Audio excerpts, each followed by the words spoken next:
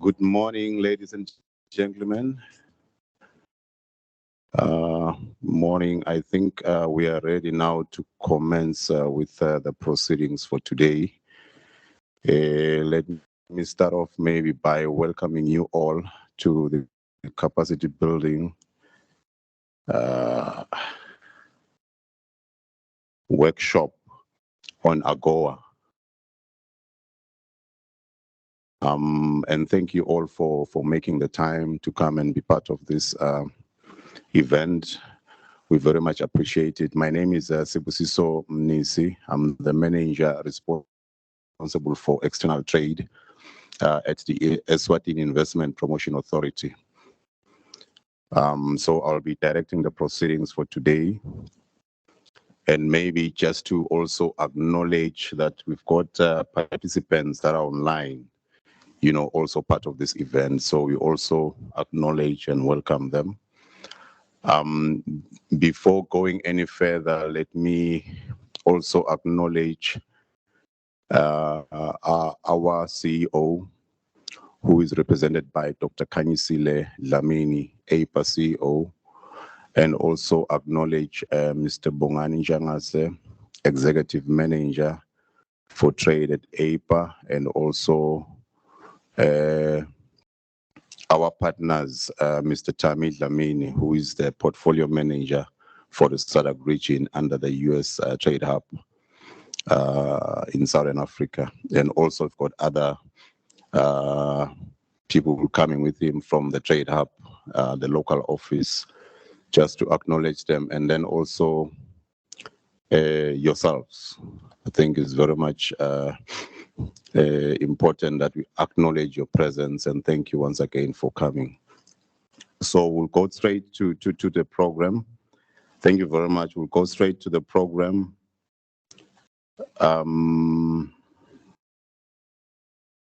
At this moment, I am going to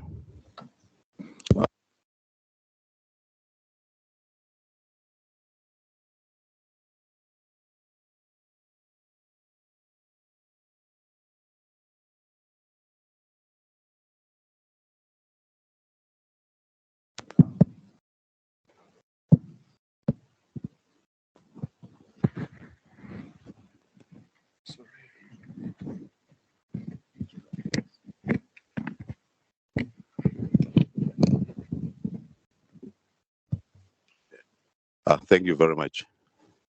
Thank you. Maybe before we go straight to the program, I think it's appropriate that maybe we start off with introductions, just to have an appreciation of who is here.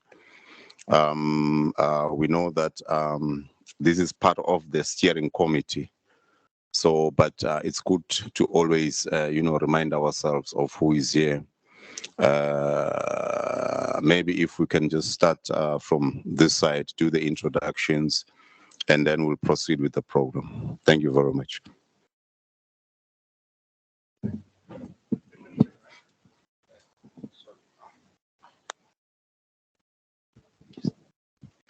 Good morning, everyone.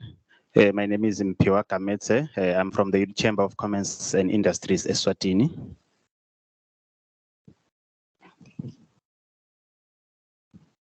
Good morning, everyone. My name is Sifiso Dlamini from the Ministry of Agriculture and the Marketing Department. Thank you. Good morning, everyone. I'm Tanel Msibi from SWIFT. Good morning, everyone. I'm Tumsile Smoleni from the leather industry. Good morning, everyone. I'm Kenneth Shongo from Eswatini Senate Authority.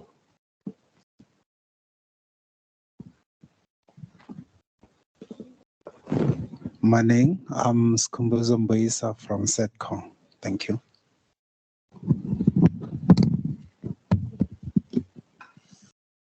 Good morning. I'm Thandeka Dlamini from Business Eswatini. Good morning. I'm Kabota Bete from Facebook. Okay, thank you very much for those introductions. I think now we've got a an appreciation of who is here. I'll introduce maybe the speakers, so you don't have to worry about that. So we've got an appreciation of who is here. As we said, largely the steering committee of the AGOA implementation process. So we'll proceed with the program. So I will now request the CEO from EPA, Dr. Kanyisile Dlamini, to come and make her welcome remarks to the participants. Thank you very much.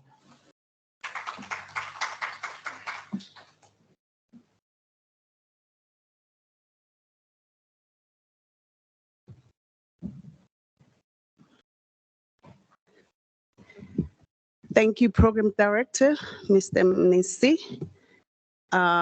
Good morning, everyone. Sanibonani, Dumelang. I'm here representing the CEO, Kanyisile Dlamini. First of all, I'd like to thank you for being part of the event today. This marks the first meeting, especially after the launch of the AGOA facilitation strategy implementation plan. This is key because it has brought together all the keynote stakeholders for the implementation of the AGOA strategy. For us as a country to actually be part of this, we need to be proud, especially as EPA, to be the ones that are co-hosting this event.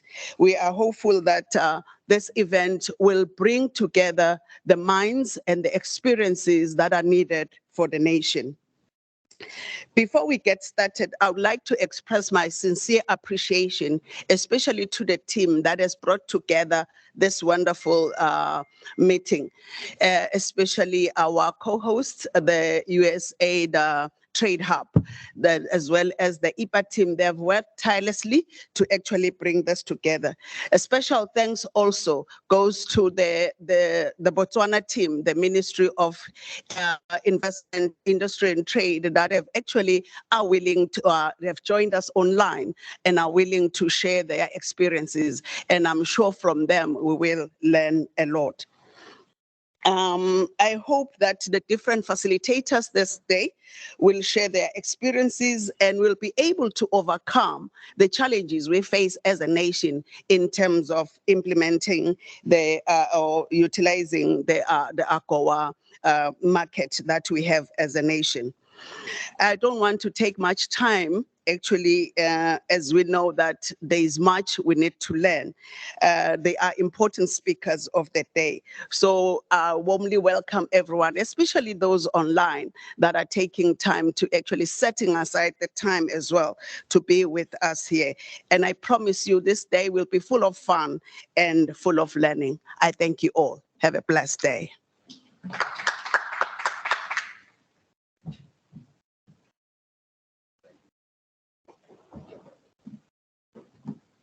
Thank you very much, Dr. Kanyisile, for those remarks and giving us EPA's perspective in terms of how we want to see this going forward. Thank you very much for that. So at this time, may I request our partners from the Trade Hub to come forward and also make their remarks to the participants. Thank you.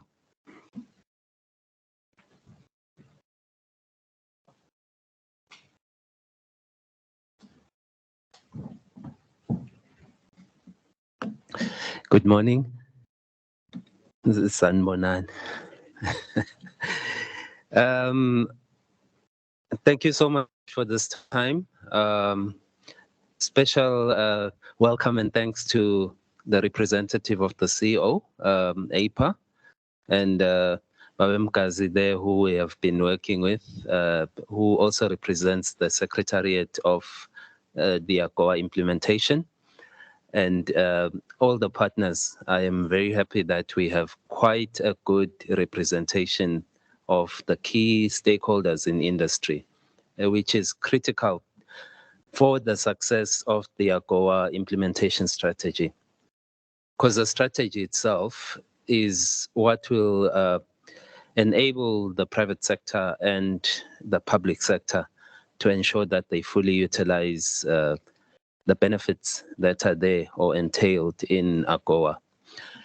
I'll just run briefly and say what we are about as the USA Trade Hub, and then just a few remarks on what we are to do today.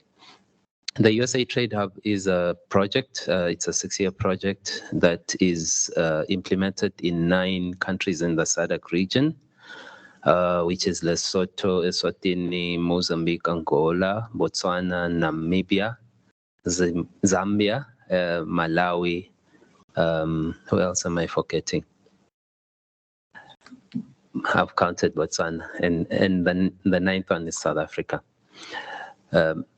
We work under 3 objectives, and the first one being to increase production, trade, and exports to South Africa from the different countries. In this instance, it's exports to South Africa from Eswatini.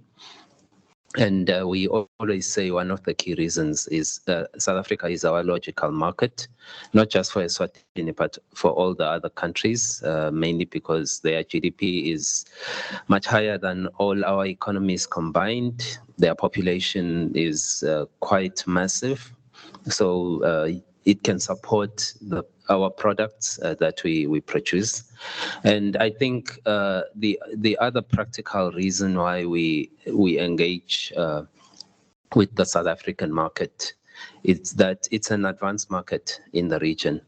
If you try and export to anywhere, you will see that if you can meet the South African standards, you can pretty much with a bit of tweaking and some certification or other requirements, you can meet what other markets want.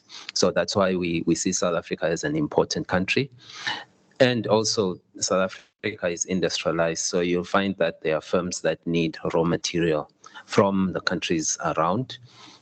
So working with linking suppliers to South Africa also gives that opportunity that you can send your raw material, and indirectly those exports will end up in other economies, especially the US, which is the main focus of AGOA and the US government. And then what we support firms with under this objective, firstly, it's the linkages to the markets. There are buyers who always want products. And then the second thing is to make sure that once you have been linked to the buyers, you are able to deliver to the buyer. And we know that through consultations and research, one of the key challenges with selling to these markets, it's what we call trade barriers. So we implement trade enhancing services, and the most practical that we know is certification and getting firms onto platforms that make things easier, that make life easier for them to access South Africa. Because while South Africa has this huge population, it's also a complicated market. It's a fiercely competitive market. So we support firms to be ready to deliver to their promise that they have made to the buyers. And then on the second objective, it's about bringing or enabling increased access to finance for firms in these countries, mainly with focus on South African firms providing finance into these countries, and also access to technology from South African firms to firms in these countries. And again, we know that access to finance is one of the key impediments, especially for SMEs.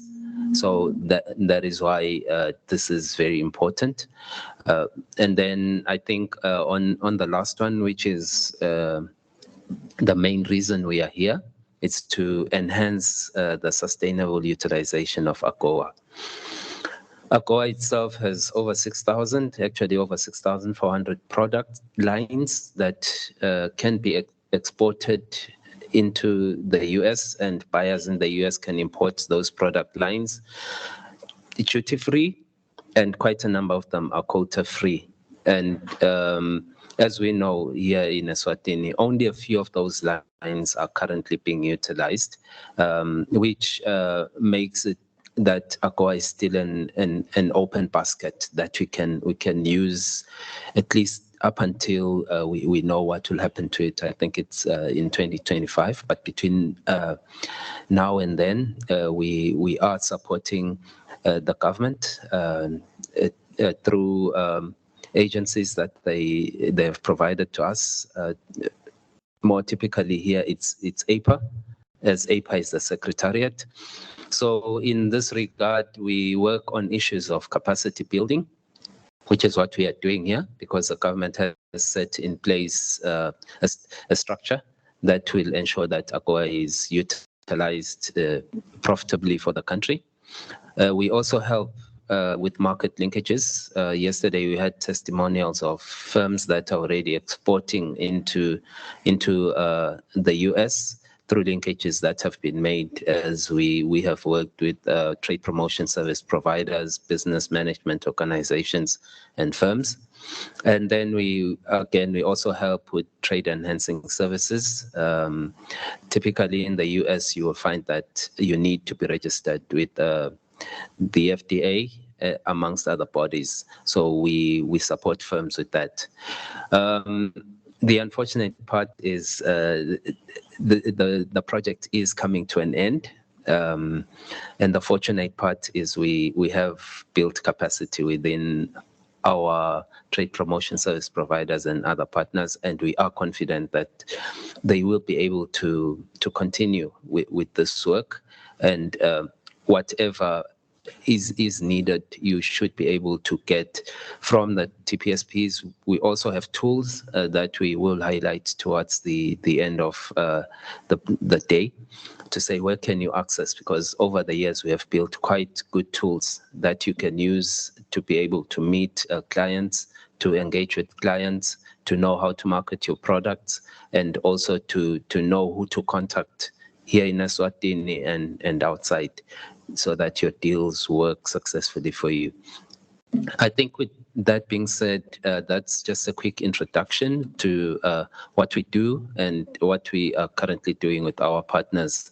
For more information, we do have a website. If you look at the banner, you can see, and you'll get all the tools that I've spoken about. You'll get recordings of the webinars that we have conducted. We've conducted with partners quite a number of webinars with in the whole region, with partners from South Africa, from the US, and from the country offices. So you get all that information, even the contact details for Martin and Bully in terms of Eswatini. You will get that. You will get from there. And we are going to engage the whole day. So we are going to get to know more of what needs to be done. And I think APA will be guiding us through the process of how the day will go. Thank you so much. And may we have a good day.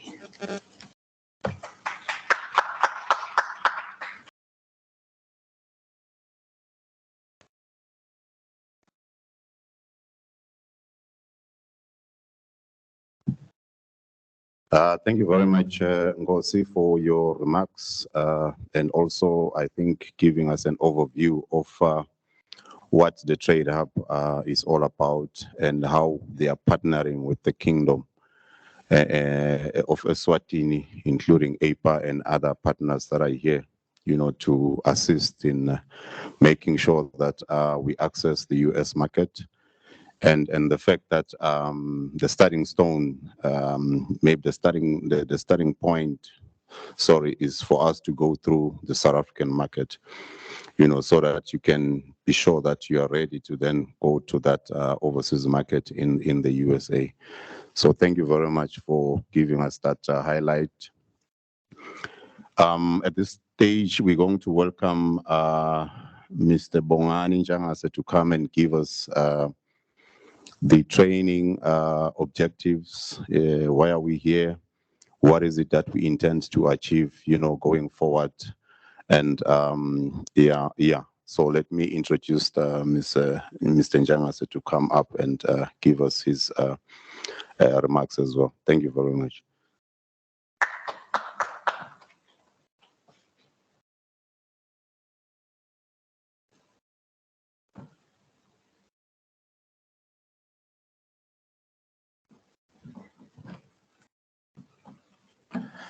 Good morning, everyone. My name is Bonganjangas, as already indicated by the program director. I'm from the Eswatini Investment Promotion Authority, looking after the portfolio of trade promotion. Mine basically is to just give an overview of what we're trying to achieve with this session, with this workshop, and just how we're going to engage. As you may all be aware, AGOA, the African Growth Opportunity Act, was enacted in the year 2000, later extended in the year 2015 to go up to 2025. And this is the year 2022, which basically means we only left with about 3 years or so. That's quite a challenge on our side if we do a stock count to say what have we achieved through AGOA. I think later on during the program and during the day, we'll have a look at what we've achieved and also the challenges that we have currently on the ground. Now, our objective here is to review the progress made with in the implementation of the AGOA strategy and prioritize goods or products and also sectors to say in the next couple of years, what are the priority items that we'd want to focus on. That is very key because we don't have enough time to cover all products and all sectors. We also aim with this workshop to relaunch and also build capacity amongst the AGOA steering committee. And also we're trying to establish or forge a link to the National Trade Facilitation Committee. When the strategy was drafted, it was such that the National Trade Facilitation Committee would be the steering committee for AGOA. But there hasn't been much activity on the NTFC side. And I think some of the stakeholders, when we're discussing, we thought maybe let us continue and do something as a steering committee for the implementation of AGOA. Still not deviating from the provisions of the strategy that the steering committee would fit to the NTFC because we don't want to duplicate structures and roles. So we are hoping that having yourselves here as key stakeholders in the implementation and also your organizations being representatives represented in the NTFC, the National Trade Facilitation Committee, it does give us a leeway to progress and move forward with the AGOA implementation. We also hoping that by assembling the different entities here in this workshop, that we'll get full participation from the business membership organizations as well as the trade promotion service providers.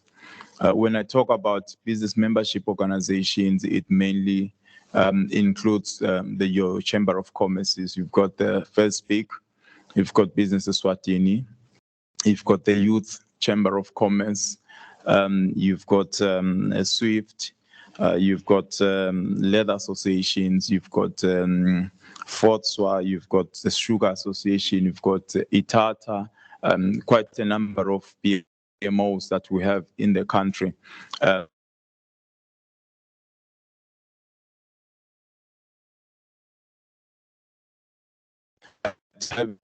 Being of or enhanced our activities and efforts towards maximizing opportunities and optimizing opportunities that are availed by AGOA, as well as the trade promotion service providers like ourselves, EPA, your NAMBOD, your SWASA, yeah, the ERS, Dairy Board, just to mention a few, SEDCO as well, as a TSPSE. We also have amongst ourselves government ministries that are key in terms of trade facilitation. That would be the Minister of Agriculture, Minister of Commerce, Minister of Health, and other government departments. So having these representatives members or membership in AGOA steering committee will definitely enhance efforts in optimizing and improving trade through the AGOA provisions. It's also our objective today that we acknowledge that AGOA was actually launched, the AGOA strategy, sorry. In our case, it was launched in 2021, having been drafted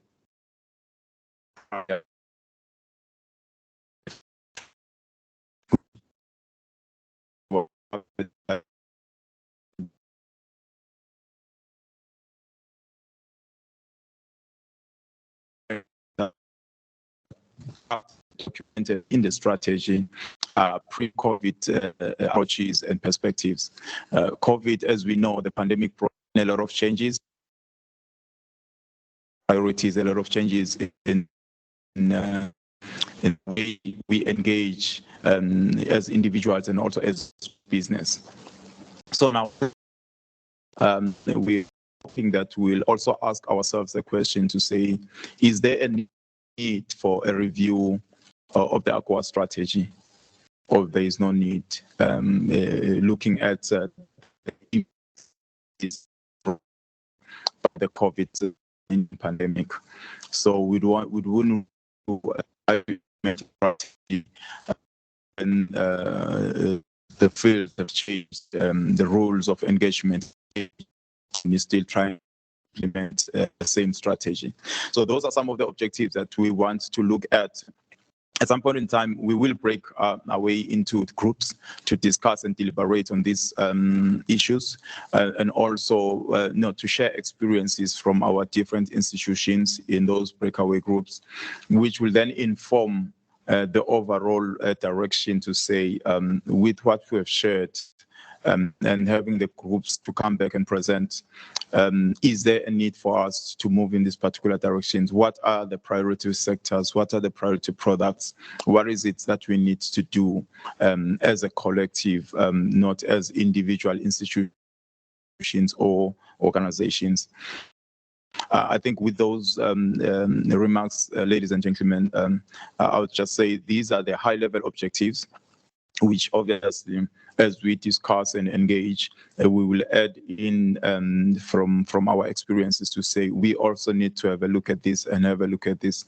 I know I have maybe not mentioned the issue of the GSP versus AGOA, where you've got some companies that are still using the GSP to export to the US, when there's provisions in AGOA which are much better than what the GSP used to offer. So those are some of the items that we need to look at. I think the PMOs will need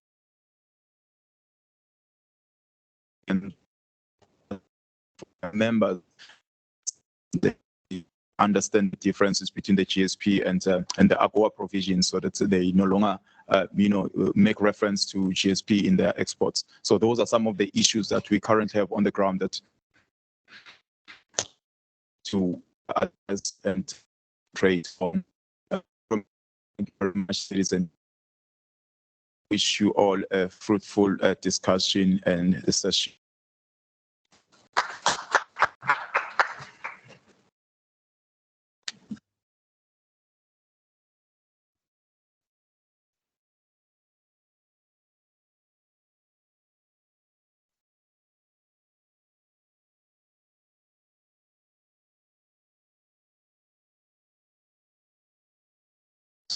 It happened since the strategy was developed and launched. So I think we all now know what we need to engage on in terms of making sure that we implement this strategy as it is highlighted, in that document. So we will be able to engage, on those issues as partners, BMOs, and also as the traders themselves. I think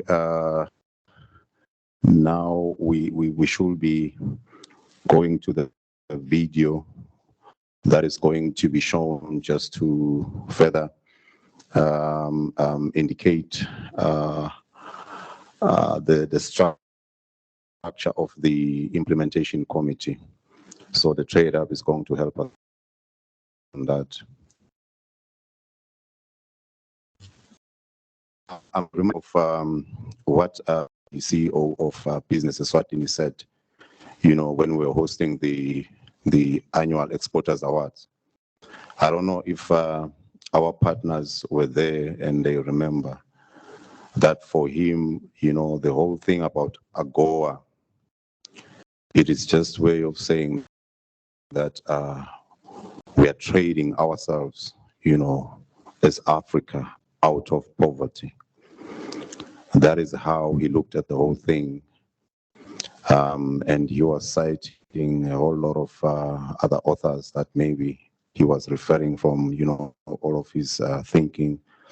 So I think if we go with that approach, from the private sector to say, this is a tool that is going to help us, make sure that the bottom line challenge that we're facing, which is poverty, we're able to trade ourselves out of that. If I may be allowed to quote what he said. So, we ready? They're still trying to prepare the video that we're going to play.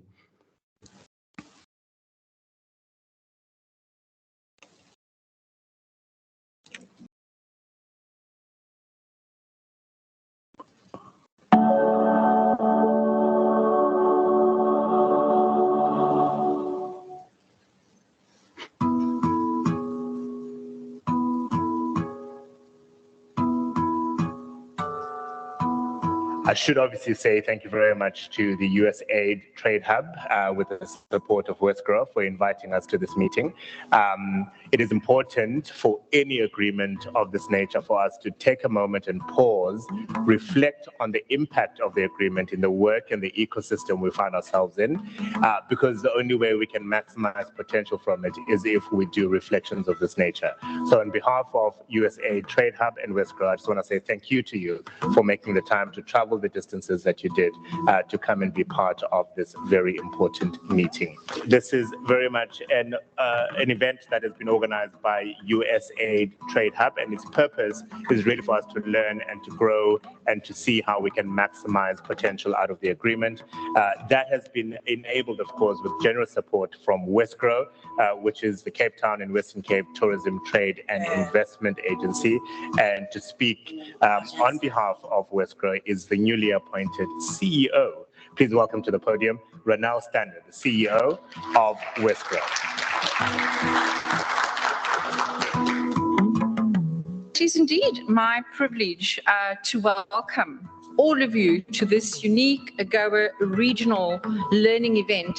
And while I was meeting people this morning, I believe that we have 9 countries from the region in the room. I think this is absolutely spectacular. The next 2 days are really about partnership.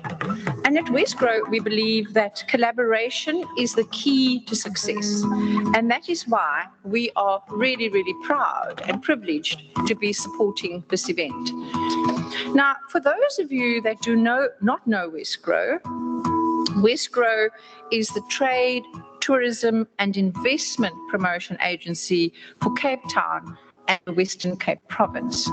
In addition to the sort of traditional sources of funding, we also work in a space where we convene different stakeholders to try and achieve a certain outcome. So in line with our mandate, which obviously is mandated in legislation, Westgrow works to position the Western Cape as an investment destination of choice, a sought-after market globally, and a world-class tourism destination. What is AGOA, and is it only about trade preferences? It's not. It's a much bigger thing than just about preferential market access. It's a platform for engagement, or forum for engagement, as I call it here, literally and figuratively, because it has created an avenue for African countries and the United States to work together and engage much more closely. But it's also a forum for engagement because the AGOA legislation mandates the annual holding of a trade and investment forum. And that has been taking place every year except for one in 2020 as a result of COVID. My name is Frank O'Brien. I'm the Chief Party of the USAID Trade Hub. One of the key takeaways for me is that the amount of potential of the whole program and the opportunity that it offers to the different countries and the exporters within the different countries is very considerable. And sometimes I think exporters or companies or individuals, because they don't fully understand the opportunity that's presented, they are reluctant to engage in this as a way forward. There are still 3 years remaining under this current program, and a lot of expertise through trial and error and through trying the process has been established across the region over the past 7 years. So building on that, there's still room for export growth, retaining exports, and gaining a footprint within the US market between now and 2025. Good afternoon. My name is Gaurav Vijayavargiya. I'm from 260 Brands, based in Lusaka, Zambia. And, we've spent 2 days here in Cape Town, thanks to the USAID Southern African Trade and Investment Hub. And it's been a phenomenal, incredible experience over the last 2 days. Overwhelming in terms of the learnings that we've taken on board, having exported our first container to the US last year and learning from various stakeholders in similar positions. There's been an incredible amount that I've learned and taken away to benefit to increase our trade to the US and also into the South African market.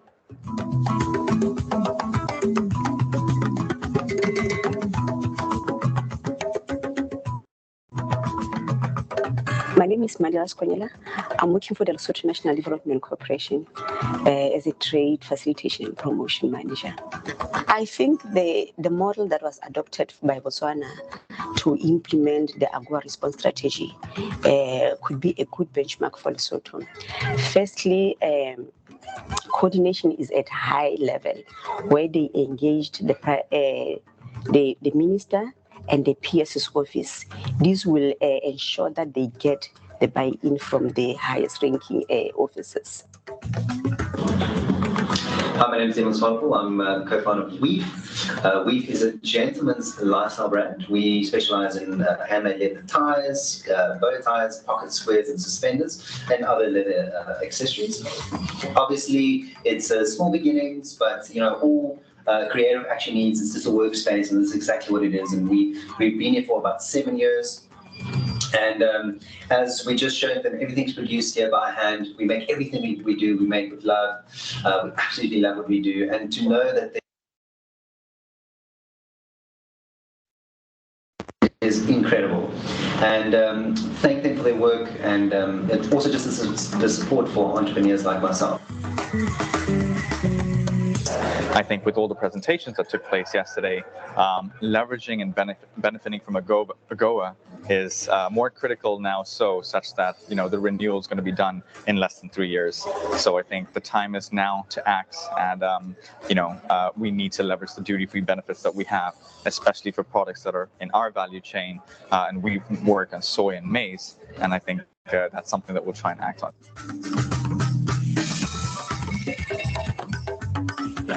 My name is Justine Schaefer, and I'm the third generation of Cape Cobra Leathercraft. We are a family business established in 1972, and we specialize in manufacturing exotic leather handbags and accessories, proudly made in Cape Town, South Africa. We are celebrating 50 years this year, and we're really looking forward to the next 50 years. I'm coming into the business with a new energy. We are expanding our own brand into the US market, and we are looking to compete with international brands and show them that South African-made products are just as good as they are in Italy and France.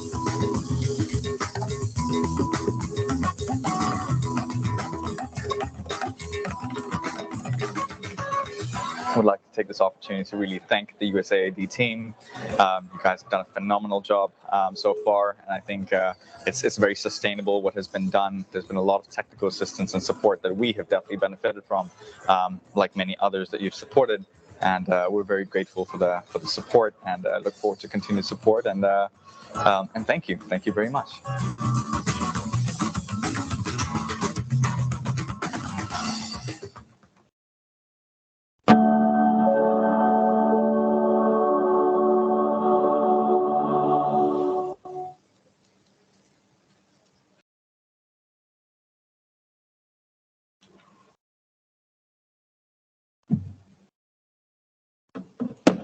There you are, ladies and gentlemen.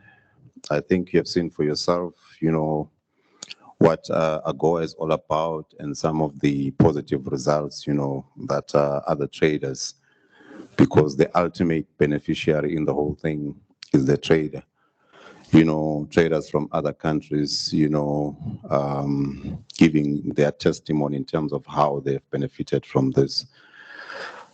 So I think we appreciate, and hopefully at some point we can be able to maybe, have quite a number, from Eswatini also giving the same testimonies on how AGOA has changed their businesses, changed their lives, and how it has contributed into the much needed, agenda of economic growth, which is what we are all about at the end of it all, making sure that we sort issues of poverty and all of that. I think also noting the agency. I think the agency is there for us to make sure that we quickly get traction and we do work, as a steering committee, because 2025 is right around the corner. I think Mr. Dlamini from the Trade Hub did indicate that even the support from the hub can only go so far. And then we as partners, members of the committee, we then need to take it and run with it. If you look at the action plan, the strategy itself, it is speaking to everyone, be it standards, be it trade facilitation, be it even the business membership organization in terms of how they should also be capacitated and be ready to play their role, up to even the traders themselves. So I think we have a lot of work. We need to move very, very fast and make sure that at least come 2025, we have something to show as a country, or whenever we do a review of this document, we are able, or maybe they go to that event again where they were in Cape Town, and we are able to say, as Eswatini, we think we have also been able to do ABC, which has translated to so much in terms of addressing the objectives of the kingdom. So thank you very much for the video. So now we go to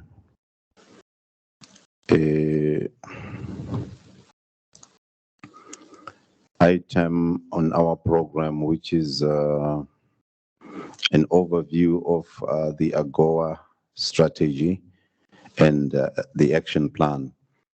And the lead on this is the Ministry of Commerce. I'm supposed to play a supporting role.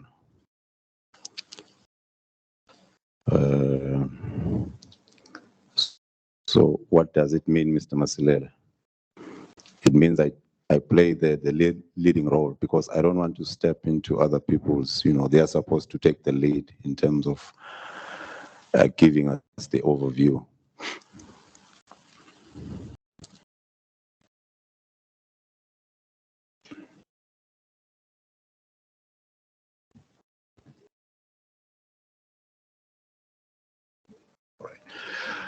All right, maybe I've been told that maybe let's just break for tea because it's already about 10.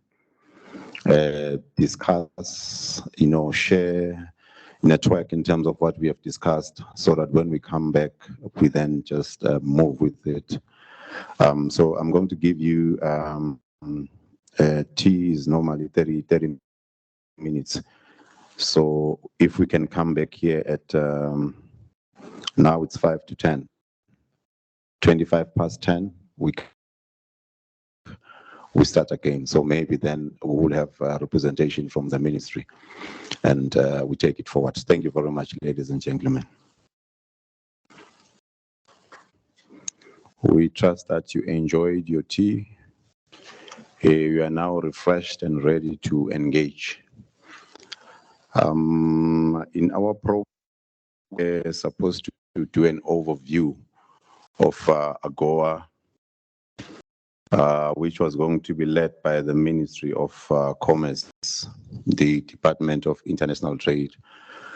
But we have been informed that the person who is doing that will join us maybe in an hour's time. So we think maybe in the meantime, let's just go ahead and highlight some of the key issues that are on this document to show that we have ownership, because that's very important, that the committee demonstrates that level of ownership and readiness to move with the document.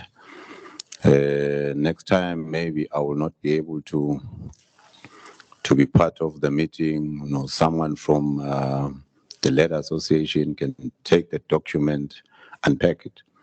I think that is how it's supposed to be, to demonstrate the ownership amongst ourselves. So I think we'll just proceed. My colleagues will be helping me, there and there, because the person responsible maybe had prepared a presentation. So, but let's just move with it. So I think in the intro, in the formalities, the welcome remarks and all of that, a lot has been mentioned about AGOA, why it's here, how it's going to benefit us and all of that. But I'll just do just an overview, just to refresh our minds so that we know that the document is still the same, the strategy is still the same in terms of what we need to implement. So the ultimate goal, I think, was mentioned, which is to increase and diversify exports to the USA. I think that's the obvious one in terms of us saying we export to other countries, to other regions. So let's also look at the USA, as an alternative market as well. Later on, I'll be sharing the figures. The figures used to be good, for Eswatini when exporting to that market. But what we have now, it's really not a good picture, where I think that's where we come in as a committee to change that. So obviously to stimulate growth of light manufacturing industry. The other one, of course, being to attract and increase investment from the USA to the kingdom. I think when you look at the fact that some of our investors that are here are already, are from America, from the USA, They are setting up here with a view to access the American market. So I think we can maybe increase that, have more. Because all it is saying is if you are a business person in the USA and you are looking at your suppliers for whatever product, it's better to source from Africa under AGOA. It's better to source from Eswatini, which is also a beneficiary of AGOA, because of the obvious fact that you get the preferences and all of that. I think that was mentioned. And then also to foster the development of sustainable capacity for value addition. That is also very, very important, as an objective of a goal of the Africa Growth Opportunity Act, benefiting Africa. It was mentioned AGOA was extended from 2015 to 2025. Obviously, there will be reviews, midterm reviews. 2025 is around the corner. I think we have said that. So we need to make sure that the speed in which we are going as a committee is very, very fast. We don't want to come back and report and say, but we want to address the bottom line, which is making sure that we increase our exports to the USA. So obviously, as you can see, the partnership with the hub, it's aimed at building our capacity. Those are some of the things that are contained in the document. Looking at eligibility of countries' beneficiaries, it addresses that. I'm not sure of the figure now, but maybe the colleagues from the hub can remind me. But we are part of the beneficiaries. Other countries in the region, I think there are 54 states in Africa, if I'm not mistaken. Obviously, some may not be part of the AGOA Act, but most of them are in that are beneficiaries of this trade arrangement. So, which means a level of competition will be there, because they also want to target the same market we're targeting, getting the same preferences. The strategy also highlights things that are very key, in the document. If you go through it, I've been told that you are going to get a copy. It's on the way. So if you go through it, or maybe you have, because I think this is not the first time we are meeting. So it gives us a good profile of Eswatini, looking at the challenges that we are facing as a country: population structure, issues of unemployment, issues of infrastructure, issues of competitiveness, which is maybe where really I think our intervention can also come in, because we are representing different agencies.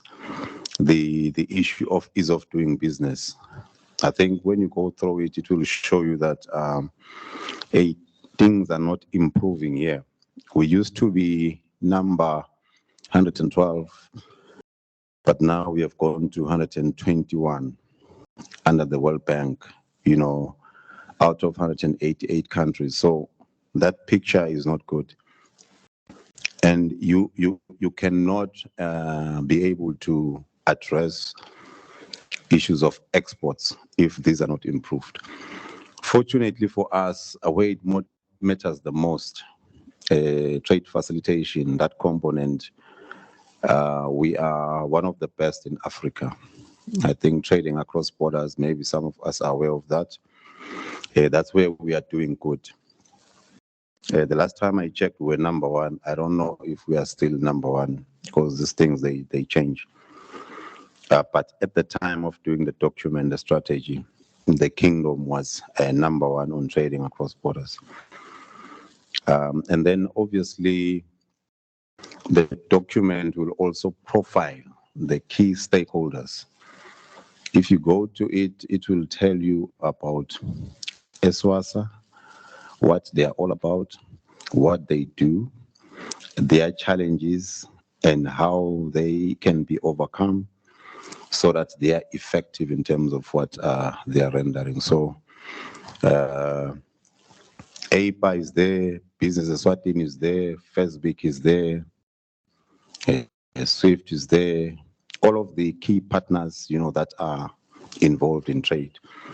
So the document will go into that and profile them in the manner that I've said it, not only highlighting what they are doing. What are the challenges in their view? What do they think are the challenges that are preventing them from giving out all of their services?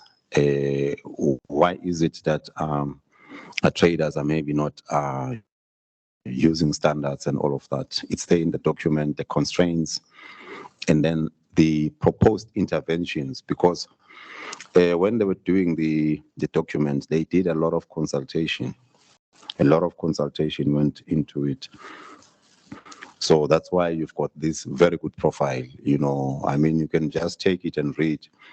Obviously, it applies then. Maybe things have changed now. Yeah, but it's there. I think I think the day, or when was it, on Tuesday, we had Eswatini here, and when you hear the Mr. Villan is saying that you are now close to attaining your mutual accreditation in terms of your standard process. So it effectively means we can now run with that brand. I was even saying to him, when that happens, tell us so that we can also market the mark, and say that when I go to any event, I say our products will have this mark now. It is mutually accredited. The UK, they recognize Eswatini, USA, they recognize Eswatini, and they are happy with what they are doing. So that is helping us in the issue of competitiveness. So when the document was formulated, that was not there probably, but we are happy with those advancements. So it's showing us that we are on the right track. Also, the most important, the trade flow. It goes into our trade flow and it paints again a picture which is not good. We once exported 52 million annually to the US when we started, I think in year 2000. Niyakhumbula nakuqala ema-factory lakumatsapa textile. Employing Mr. Masilela close to 40,000, if I'm not mistaken. 35. So we need to take it back to that period, because we went up to 198 million exports. You can multiply, I don't know the exchange rate, then maybe around 10. So we're really, pushing, our exports to the USA. But 2018, when they did this analysis, we are at 33 million. And probably when we do our own analysis, we are even less now, probably less than 20 million. My colleague who is doing the analysis is not here. She was going to give us the latest in terms of 2021. Because we are able to give you, we can even give you for last month. We don't have a problem, because we have to keep track of all of these things, know where we are going. But if you look at the imports from sub-Saharan Africa to the US, 25 billion in 2017, 25 billion. We are at 33 million. 54 countries. The most disturbing thing is they account for less than 2% of total imports to the US. So I think that should just give you a picture that even the other African countries are not pushing, because the US is a big market, you know. So if you account for only that, then things are not good for us. So we need to maybe say Eswatini can up the game, and maybe we be ranked with one of the most exporting countries to that region. The tariff lines, I think that was mentioned. We all know 6,400. Mr. Njang has highlighted that some are even using GSP. You know, we don't know why, because GSP, these are preferences, you know, but they don't guarantee you duty-free zero.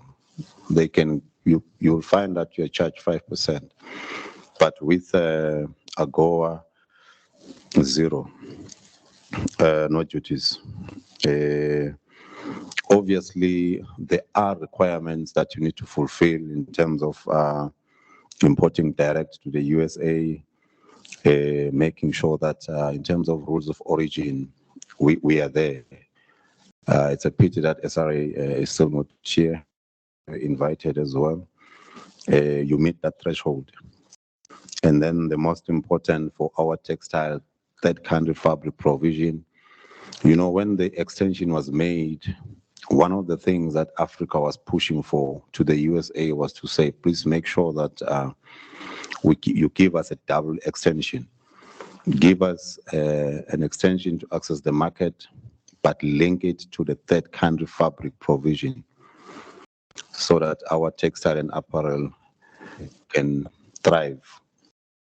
The figure that I mentioned, the 198 million US dollars at some point, that was textile.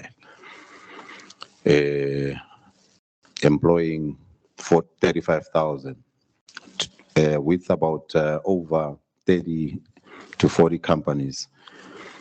Today, we are back at 23 with only one company exporting being owned by Eswatini. So I think FESBIC, Leather Association, SEDCO, you need to ask yourself a question. Why is that? Why can't we bring in these people so that we can be able to export and increase our share? Then the strategy goes into the general constraints, you know, in terms of why are we not able to really export, you know, touching on a lot of things. In terms of challenges with issues of VAT refund for the textile and apparel, challenges of meeting standards, challenges of not even being aware of how to export to the USA, which I think to a very large extent, our partnership with the hub has helped, because if you say now you don't know how to export to the USA, maybe I will say that will be because you're not part of the webinars that they've been running, or you have not seen that. But the information is there. If you go to their portal, everything, social media, how to make sure that you improve your social media, e-commerce, all of that, importing food and beverages, cosmetics, leather, it is all there in detailed, well explained. Who are the buyers? It is all there. So the document is highlighting that, but I think that gap has been closed to a certain extent. We still need to do more, obviously, as a team. And then the other thing that the document goes into, because we don't want to just fire, you know, at anything, we need to zero in to what we think can work for us. It's very clear there. The prioritized sectors, handicraft.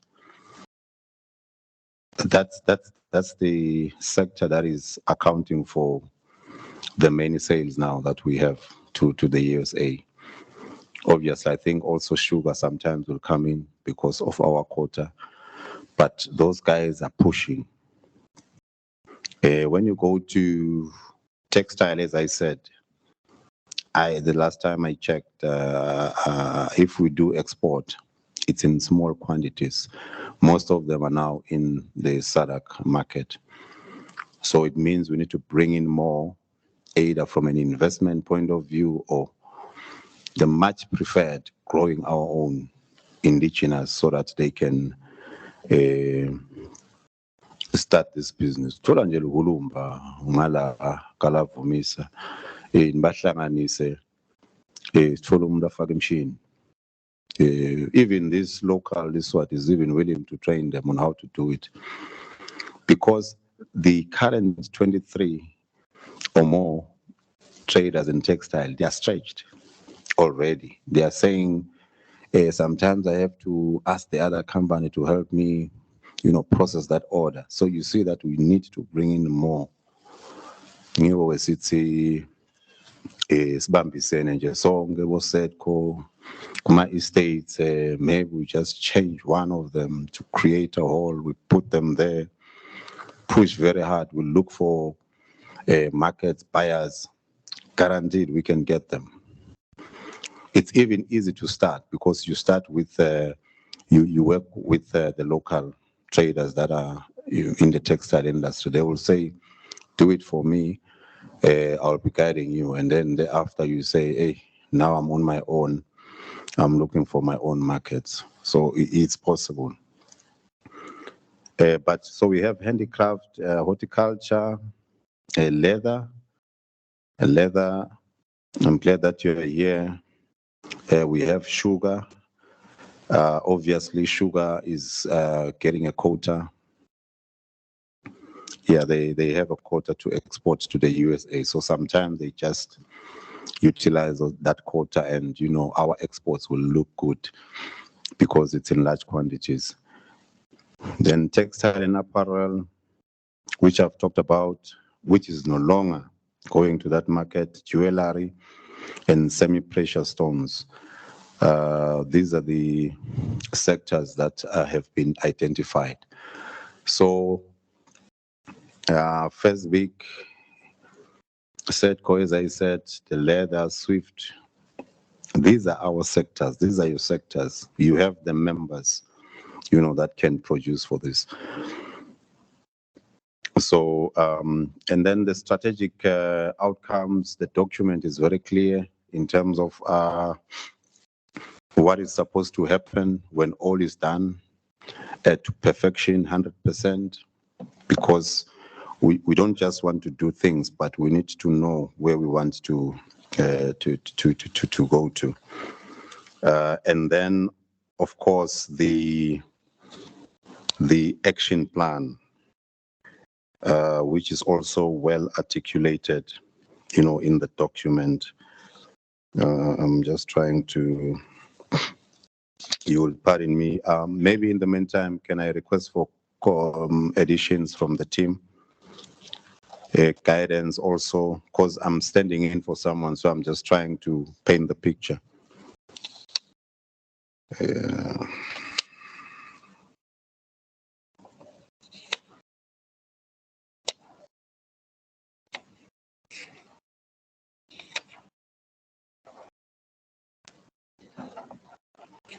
Hello? Yes, go ahead, Ngos. Okay, thank you, Mr. Mnisi. I think part of the work that we need to do is for the sector leads and business management organizations and the trade promotion service providers to pick up from the document what it is that they are doing, because one of the key things that is missing and is usually missing, it's the data, because for example, agriculture would know where to source the data, And a lot of times when reporting is done, it's underreported. So maybe what the steering committee would also want to concentrate on is how to pick up some of this data. I noted, especially under agriculture, there is always a lot of underreporting. And my suspicion is there are too many areas where this data sits. So there is a need to pick up that data. And maybe today we can even go through when we do the exercise to say, if you're a sector lead, which are the organizations that you think should be included in the strategy? Because in the implementation plan, there'll always be the person responsible, but also the other actors who are responsible at a secondary level. So data is key because that's what helps to make decisions. And then again, it's just planning on how the strategy will be reviewed, even if it's not the physical review, but just to keep tabs on what you are doing towards AGOA, because that will then give the gaps that needs to be addressed for capacity building, for I think for your financial decisions and for the government's financial decisions. Yeah, no, thank you very much, Ngozi, for highlighting that. So I think on my side, that will just be the overview. Maybe I will not go into the action plan, which I think maybe we have seen it because it's very, very detailed in terms of what the document is saying. Maybe when the next presenter, when he's going through his presentation, then you'll be able to pick up, the issues in terms of the gaps, which Umlangeni has said, and also knowing where we are now, what is happening now. Mine was just to touch on the overview so that we can all understand that we are part of this and we can all contribute to make it work. So I think maybe let's go to the next presenter, Mr. Masilela, with your permission, so that we can just look at where are we now, because I think Mr. Mkazi will look into that and the gaps, as Tammy has said, and then we then just prepare ourselves. What do we do now? Thank you very much.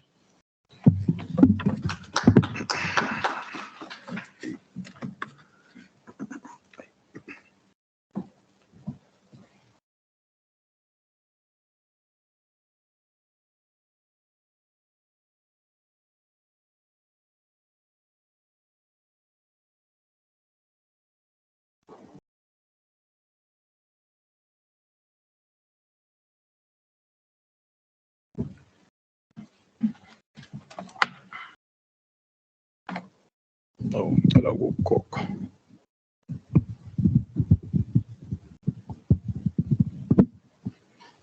All right. Thank you, Program Director. Whilst we're still waiting for my slides to come through, maybe just to highlight a few issues in terms of where we are. The first thing that we need to appreciate is the strategy was developed. It is available to all of us and will be shared, because even though it was launched some time back, chances are we haven't looked at it in recent times. Strategy, maybe that would be a challenge. So it will be coming through, the full document will be shared with yourselves. But I'm not sure if we have electronic copies of same as well. If I may ask, so that we share the electronic copies in Dobana Mshinin. Does anyone have, is anyone who doesn't have an electronic copy of the strategy? Okay, all right.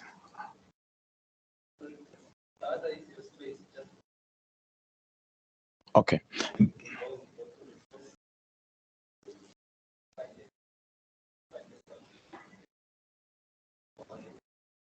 Okay, that is fine. So I think we consider the download or we just share it via email so that you have it in your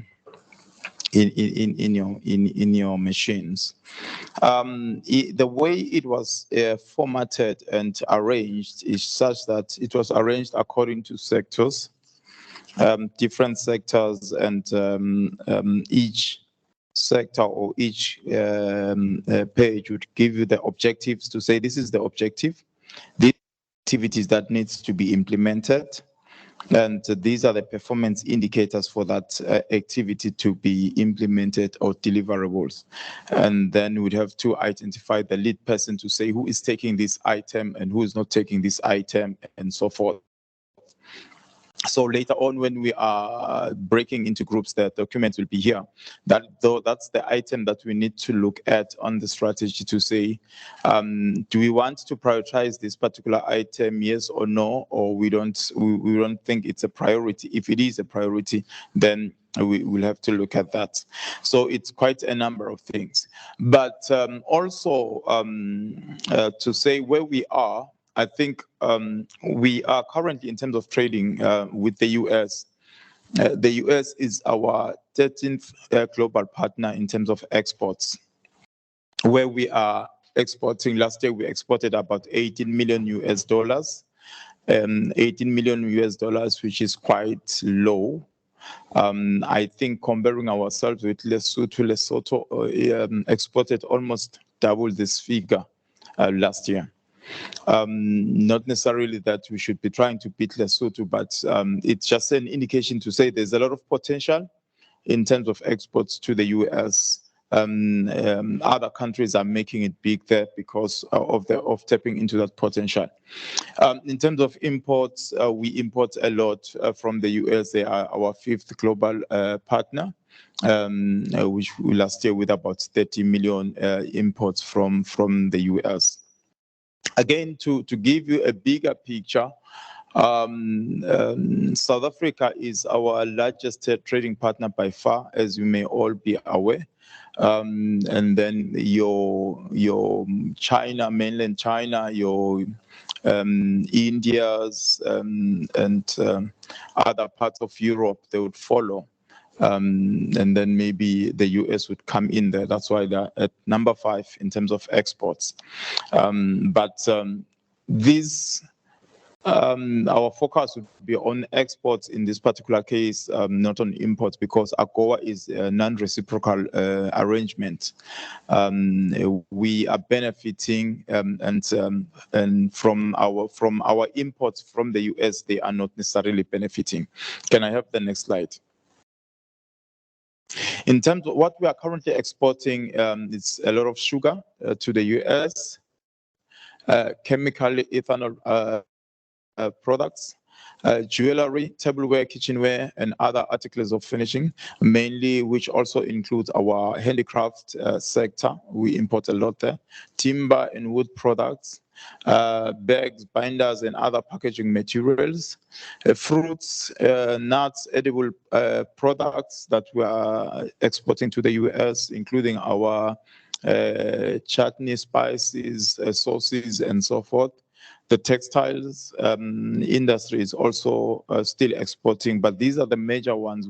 There are quite others which are very low in terms of the volumes and the figures, the amounts concerned.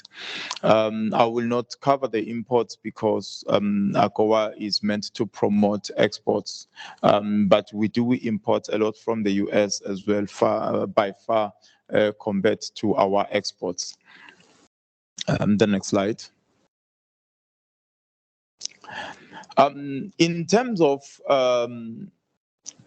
achievements so far, well, we're building up from achievements of the past to say our sugar and textile and specialty foods are still being exported to the US, which is part of our leading products.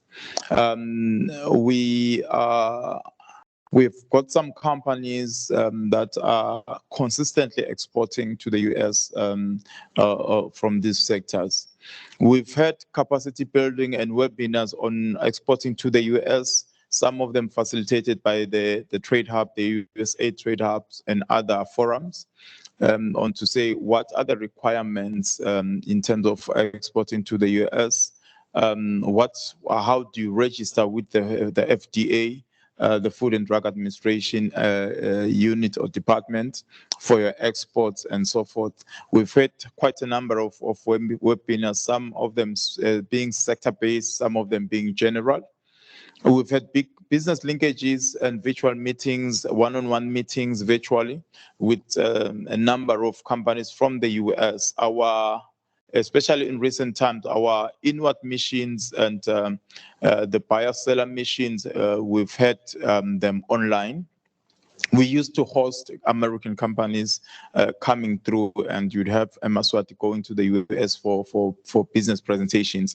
But now these are held virtual. I think during COVID, we had quite a lot of activity on the virtual space. The textile industry is one of the industries that was meant to benefit largely, hugely during the COVID pandemic. The US was looking for PPE products, and they were willing to offer Eswatini companies. But unfortunately, the volumes that they were looking at were volumes that we couldn't produce as a country.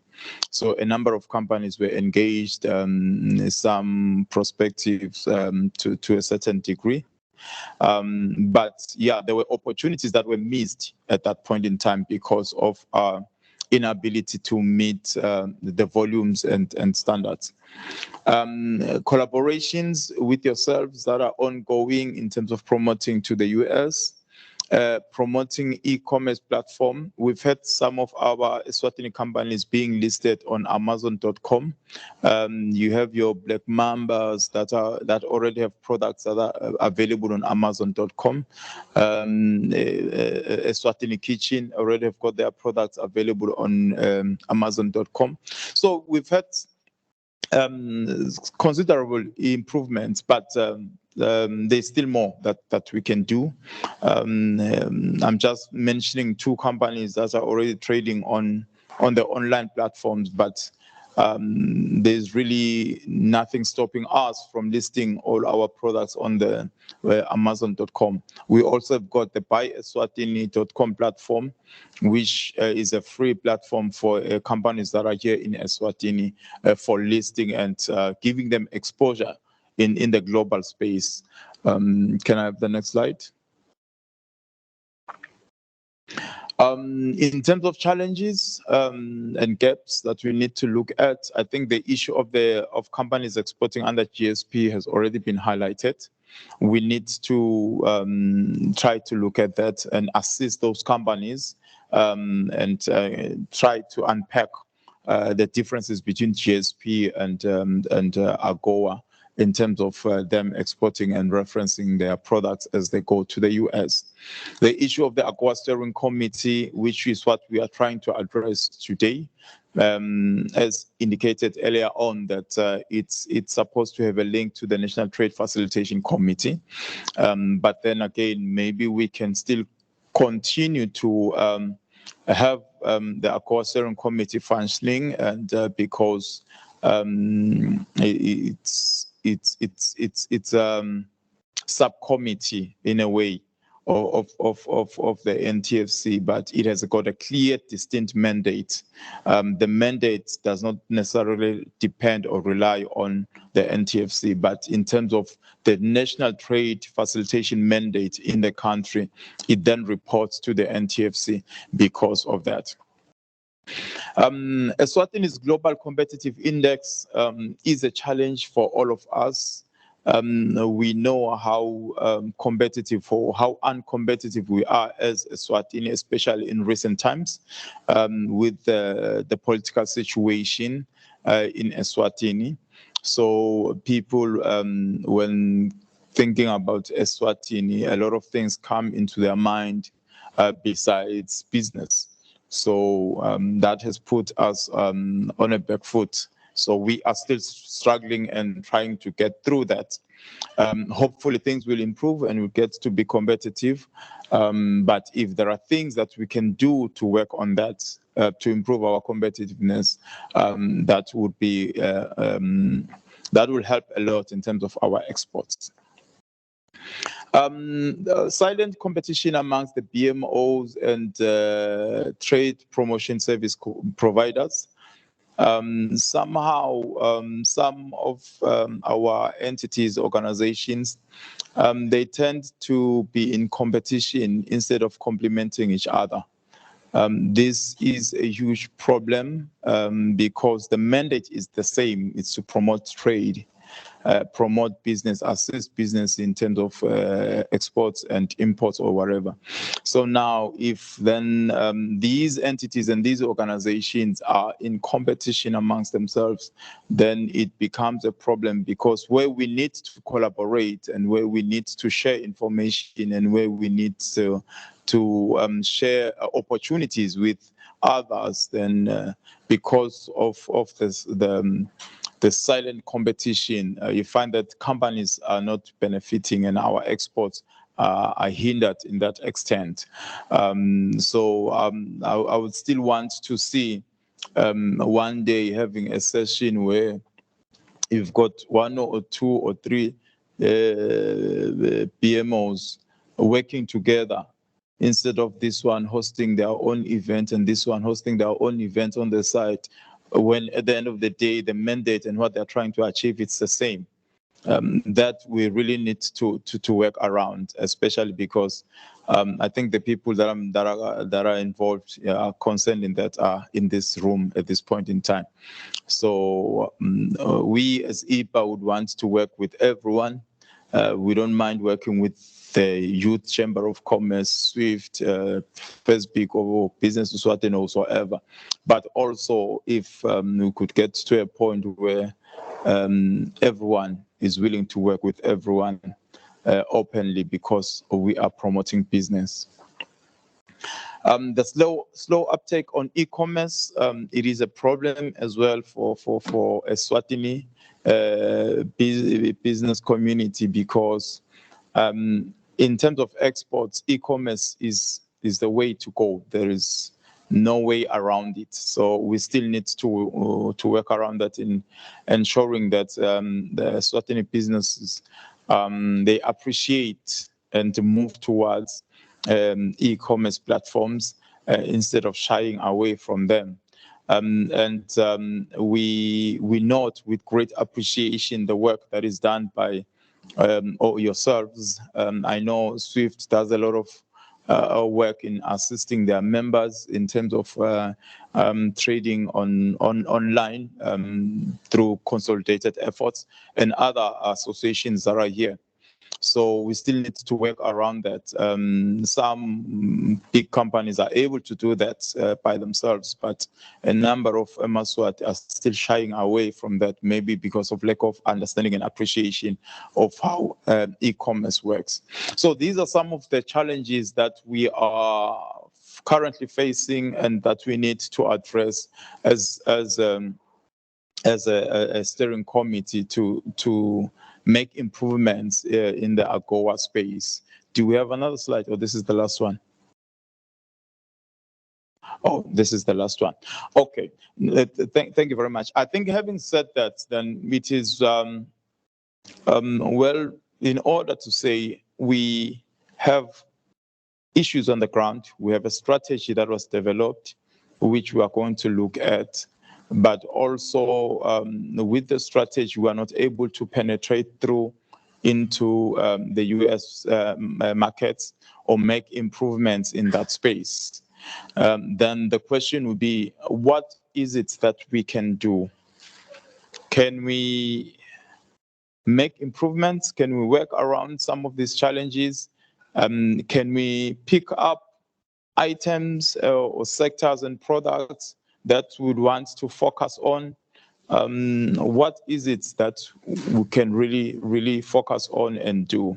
So I think with this, I would want maybe to invite comments for now at this point in time on some of the challenges and opportunities and achievements, if there are any comments, and also even if it's to open my eyes in case I was looking at it from a different perspective and you have a different view or angle to what I'm saying, I would appreciate that so that we are all in one accord.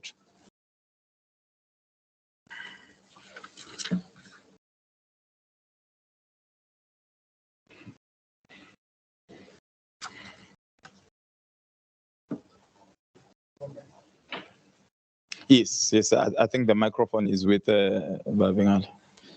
Yeah, okay, no, thank you so much. My name is Mfundo Msibi. I'm from the University of Eswatini. It's been a very interesting presentation so far. I think now, looking at everything that you have said, I am just interested to know whether as a country, have we ever conducted a study maybe to identify our capacity, even the untapped one? Because maybe the strategy may be focusing on industries that are already in existence. But what about the potential that is probably untapped, and probably maybe what can we do as a country to probably take advantage of that? Thank you. Okay. Any other comments?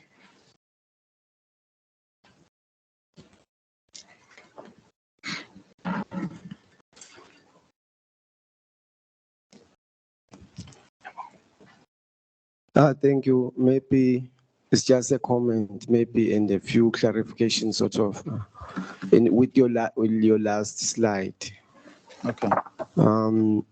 In the slide with challenges, it's coming out that one of the challenges is the AGOA steering committee, and I'm just trying to get maybe a clarification if the other challenges or gaps, are they also part of maybe one of the functions that the steering committee has to maybe do?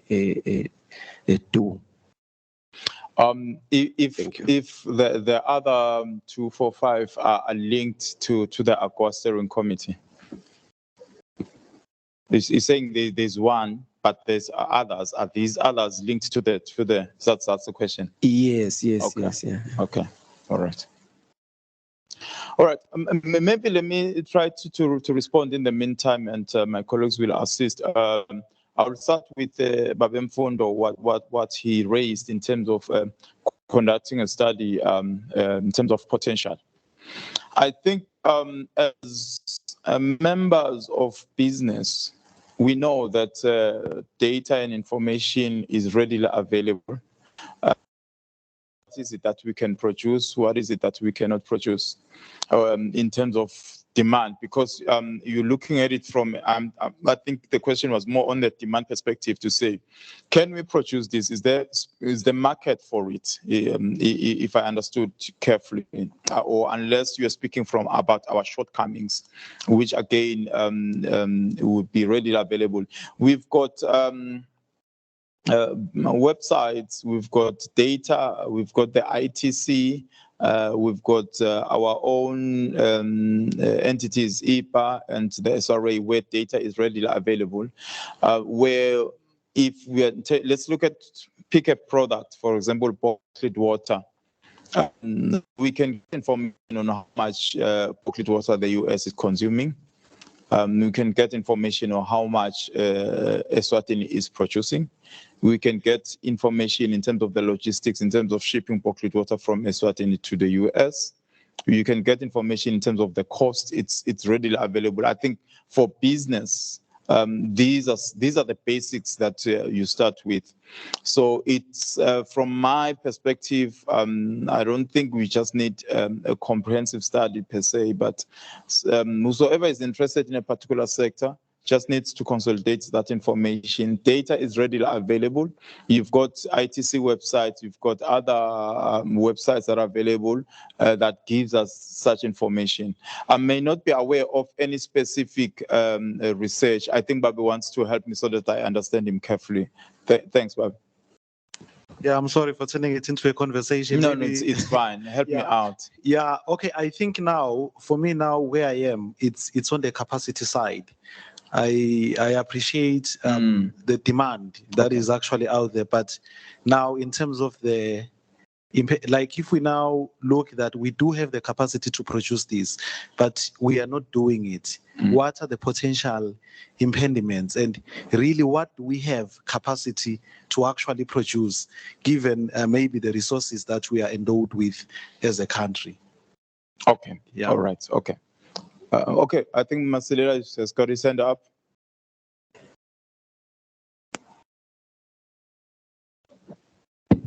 Okay, yeah, thanks. In terms of studies, I don't know if you're privy to the certain economic diversification study that was done by the African Development Bank. Obviously, I mean, we can do studies after studies after studies, but at the end of the day, we need to ensure that there is implementation. So there is an economic diversification study that was done by the African Development Bank to basically look at the competitive advantages of Eswatini and some of the products where we actually have competitive advantage. So that study already outlines where Eswatini can actually play competitively compared to other countries. Now, when this document was actually compiled, this AGOA strategy, there was a consultant that was basically consulting the key stakeholders, the sectors, and to identify the sectors and the products where we think within the 6,500 product tariff lines that are eligible for AGOA, Eswatini can actually play from. There are those sectors and there are those products. I think Mnisi did allude to that. So I think for me, it's a question of what have these pre-studies identified, and then looking at the, I think here, this document also outlines weaknesses and opportunities. If you try to look at it from the different sectors, and then it tells us, and then it outlines some recommendations that pertains to a particular sector. So I think we've got enough information as to playing competitively as far as AGOA is concerned. Hence, we're emphasizing on the issue of the steering committee to say, let there be a structure that actually drives implementation. As far as knowledge is concerned, I think we've got the knowledge. So now we need to build that capacity to actually drive implementation. Yeah, thanks. All right. Thank you, Masilela. Getting to the question by Bengalana, to say all these other challenges are the responsibilities of the AGOA steering committee. I would say no, they're not responsibilities of the AGOA steering committee. The key responsibility for the AGOA steering committee is to promote trade through AGOA. But as you are promoting trade through AGOA, these are the challenges that you're going to face. So we need to be aware of them, address them where we can, but not to try to be a Jesus for Eswatini. As we are promoting AGOA, we'll face these challenges. And it will then become a challenge that will be standing before us. So we cannot ignore it. Okay, we'll have to do whatever we can to fix or try to resolve some of these challenges, but not necessarily to say these are the AGOA steering committee. Ours is to promote and enhance and facilitate trade through AGOA. So we'll need to work around these as we proceed. Are there any other comments or questions? Yes.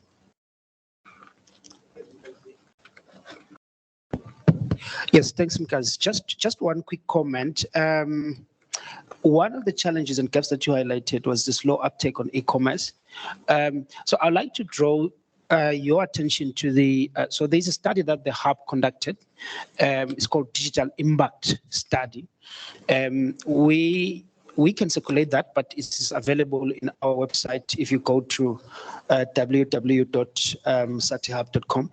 So there's a digital impact study basically looking at the uptake of digital utilization or digital tools by companies, more particularly within the complex environment in which trade is being undertaken. So that study will give you some clues of what direction companies are actually adopting to leverage the availability of technology to enhance their trade and competitiveness. So I think if you download that study and then look into it, you'll get some pointers. Probably it's one of the solutions that we can have in as far as the slow uptake on e-commerce is concerned, because companies are utilizing those tools to enhance their competitiveness. Yeah, we can also circulate that study for you just to read and just have a broader understanding of how companies have actually re-engineered themselves to uptake technology for their own competitiveness. Thank you. All right. Thank you, Mr. Masilela. Any other comments? No comment at the moment. Okay. In the document that has been circulated, if you go to page 63, on page 63, that's where some of the action items are listed in terms of the AGOA strategy to say these are the things that needs to be done. From page 63 all the way. But as you go through to page, as you approach page, what's this, page 74 or so, you then find sector-specific action items, which are speaking, for example, on page 74, you've got one for the handicraft sector, you've got one for the jewelry sector, leather products, horticulture and agro-processing, textile sector, and so forth. They are now sector specific. So these are some of the items that were identified and listed in the strategy to say these things needs to be done. The ones that are not sector specific are applicable to all of us. For example, let me just take the second one, which is saying create adequate awareness of the AGOA facility and US markets needs. I think it speaks to it links to what Fundo was saying in terms of creating linkage to say, can we produce this? This is what the US market is looking for. So that those action items are then applicable to all of us, especially with our members and our clients, the ones that we service. And then when you go on to the ones that are sector specific, then it speaks to our different interests to say, as an association or as a company, you are interested in the handicraft sector or in the agro-processing sector or in the leather sector or whichever sector that you are interested. So these are some of the activities or action items that we have in the strategy that we are probably going to look at later on when we break into the different groups. Program Director, may I hand over back to you at this point in time so that we proceed.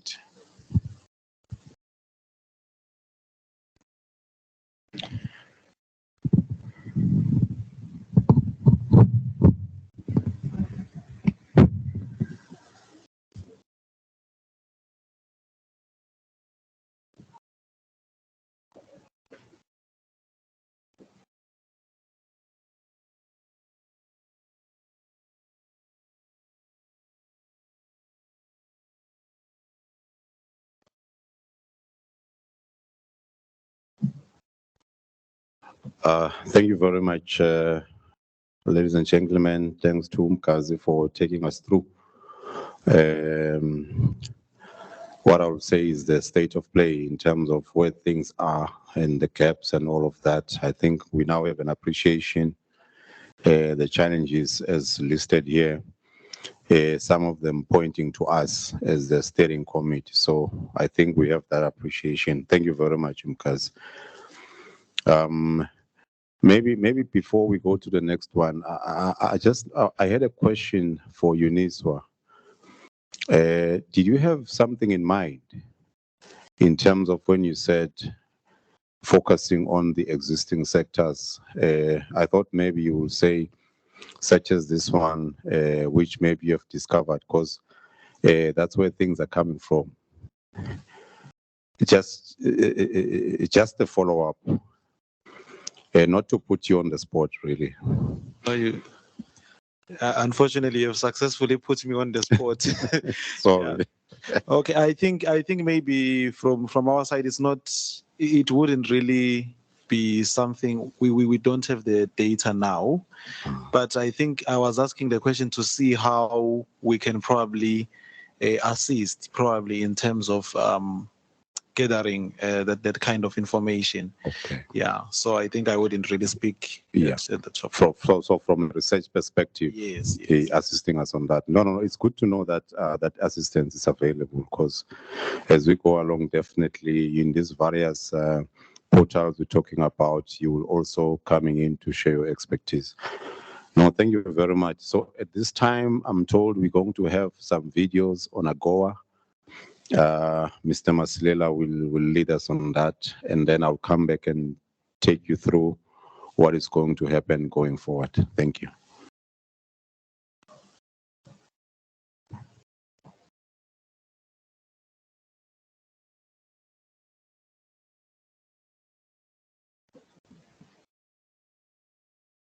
The African Growth and Opportunity Act, or AGOA. The African Growth and Opportunity Act, or AGOA for short, is the United States legislation that enhances market access to the U.S. The African Growth and Opportunity Act, or AGOA for short, is the United States legislation that enhances market access to the U.S. for eligible African countries. How is this done? By allowing duty-free imports into the United States for thousands of different products that originate in sub-Saharan Africa. With no duty payable, your product can enter the U.S. market at more competitive prices. This makes them more affordable to U.S. customers, increasing demand for them, and ultimately bolstering economic and business growth in Africa. AGOA comes with a lot of benefits because it puts our pricing at a competitive level, which makes our products very affordable. Having our products getting into the US duty-free makes a massive difference as far as breaking into that market. The consumers in America are paying less for our products. To benefit from the African Growth and Opportunity Act, four general eligibility requirements must be met. Firstly, the country of export must be eligible. In Southern Africa, this includes Angola, Botswana, Eswatini, Lesotho, Malawi, the DRC, Mozambique, Namibia, South Africa, and Zambia. Secondly, the product must be eligible. There are more than 6,400 products that qualify under AGOA for duty-free access. Product eligibility can be found in the harmonized tariff schedule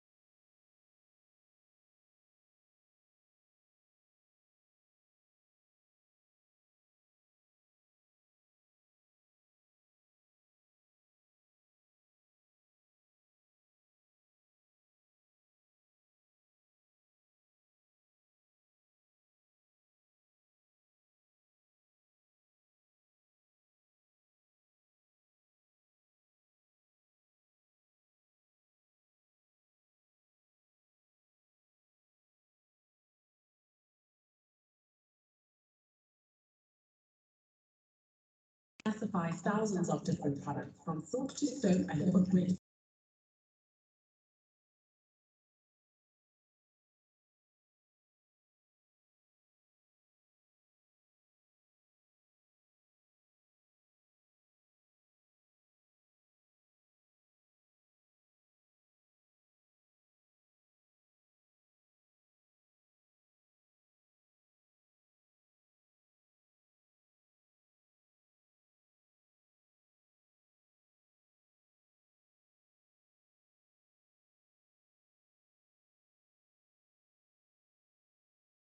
Part of the filing that the importer has to complete.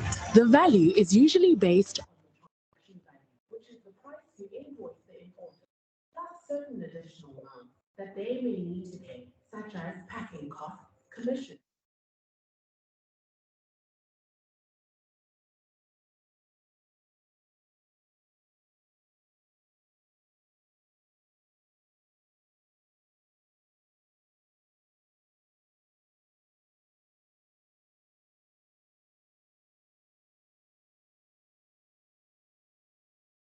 A product would be considered transformed if, for example, it contained parts or materials from several different countries. In these cases, there are certain rules that determine its eligibility under AGOA. These are some of the fundamentals of U.S. customs law and AGOA eligibility. Being familiar with them will help you make the most of the benefits. You'll find out more detailed information and links in the AGOA Export User Manual. Or find out more by contacting the USAID Southern Africa Trade and Investment Hub.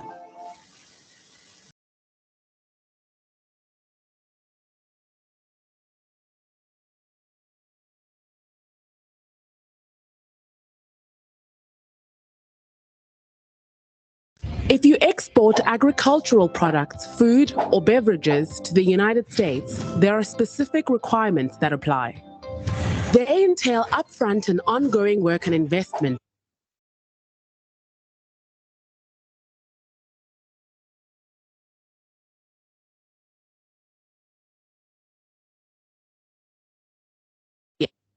AGOA for short. The first requirement is registration with the United States Food and Drug Administration, or FDA. Under U.S. regulations, any entity or facility that manufactures, processes, packs, labels, holds, or takes possession of food intended for human or animal consumption in the U.S. must register with the FDA. Registration is compulsory and free. It is only a first step and not a permit or approval for you to export your goods. You also need to allow your facility to be inspected by the FDA so it can ensure that food is safe and uncontaminated. Products packed in cans, glass, semi-rigid or flexible pouches require additional documentation as well as registration with the food canning establishment. So the FDA is the authority that vets all products coming into America to ensure that they are safe and quality controlled to their standard. I think the most important thing is to be compliant with all the FDA requirements above anything else. Your labeling is one of the most critical things on your packaging because that determines what is inside the jar. A second crucial requirement pertains to nutrition labeling. The FDA has established comprehensive rules around what information labels must contain and how that information must be shown. For example, nutritional facts must be presented in a certain order using prescribed fonts and font sizes, although you can choose from different formats. It's crucial to comply with the labeling rules, as products that don't may be detained at port. A food labeling guide is available online. User manual. Your labels have to be FDA compliant. You need to make sure that the nutritional requirements, spacing and what the look and feel of the label is correct. You must be able to read what's on the label. And if you don't comply with just the very basics, your consignment will be detained. Then there are requirements of the Food Safety Modernization Act, which represents the biggest change to U.S. food legislation in 70 years. The Act states that if you manufacture, process, pack, or hold food for consumption in the U.S., you must write and institute a food safety plan. Without doing this, you may become ineligible to export your goods to the U.S. You also need to comply with the Foreign Supplier Verification Program, which has requirements for you and the entire supply chain. These requirements are enforced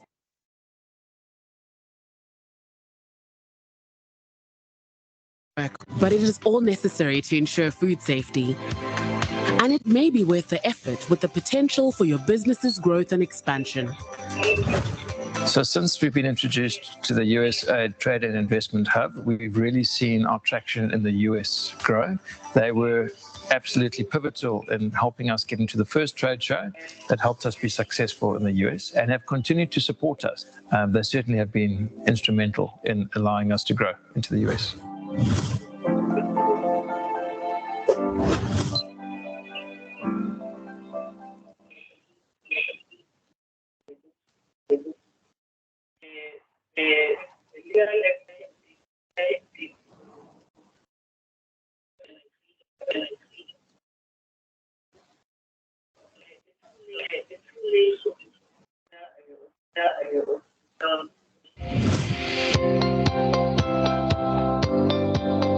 The United States consumes 25% of the world's apparel, and its demand is growing. Traditionally, Asia has been a major source of US textiles and apparel imports. But as Asia becomes more expensive, the US is increasingly looking to Africa. The main reason, importers in the US can save up to 35% under the African Growth and Opportunity Act, or AGOA for short, by virtue of not having to pay import duties. This is a massive incentive for US importers and a major opportunity for African suppliers. At the same time, the higher duties that non-AGOA countries must pay make the sector susceptible to fraud, smuggling, undervaluation, and inaccurate descriptions of goods and misuse of trade preference programs. As a result, textiles and apparel are a priority issue for United States Customs and Border Protection, which must enforce regulations and conduct on-site inspections to verify compliance with programs like AGOA. Therefore, it's essential for you to ensure that you adhere to all rules and meet all requirements in terms of documentation, labeling, and eligibility. Specific rules for textiles and apparel can be found in Chapter 98 of the Harmonized Tariff Schedule. You'll also find more detail and guidance in the AGOA Export User Manual. Among the most important rules, every shipment must have a textile certificate of origin issued by the origin country's revenue authority. Angola, Botswana, Eswatini, Lesotho, Malawi, Mozambique, Namibia, and Zambia are categorized as less developed beneficiary countries. They are therefore eligible for the third country fabric rule, which allows them to benefit from AGOA for some products even if fabric is imported from a non-eligible country.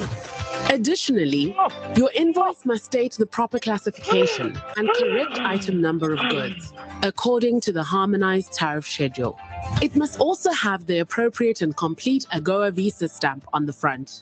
And each category in the shipment must have a separate stamp. Textile and apparel products also need to have labels indicating the fiber content and care instructions. You'll find helpful links to labeling information in the AGOA Export User Manual. Following these rules and regulations will go a long way to helping you successfully export your textiles and apparel to a large and enthusiastic United States market.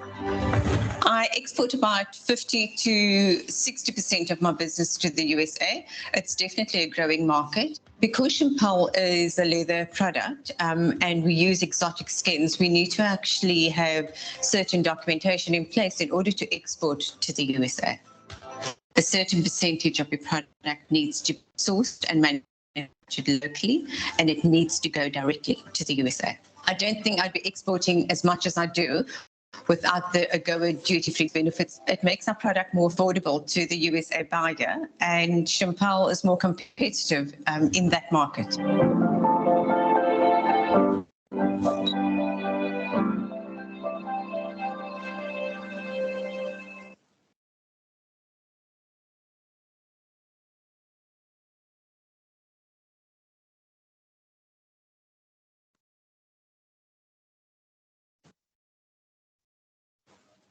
Okay, thank you very much, Mr. Masilela, for sharing those videos. I'm sure you can see that we have all the information, at our disposal. And probably we can even get more, information in terms of other sectors on how to export them, when we go to that portal that I talked about earlier. So when you say you don't know how to export textile to the US, I don't know. It's there. The video is there. It's clear. So thank you very much. I think it's helping. And to the trade hub, I think it's also helping in the format in which they've simplified it. The video format. You just send it to any trader and say, look at this, see how it can help you. Yeah, thank you very much. So now we go to another session, unless there are any questions, comments from the floor before we go to the next session.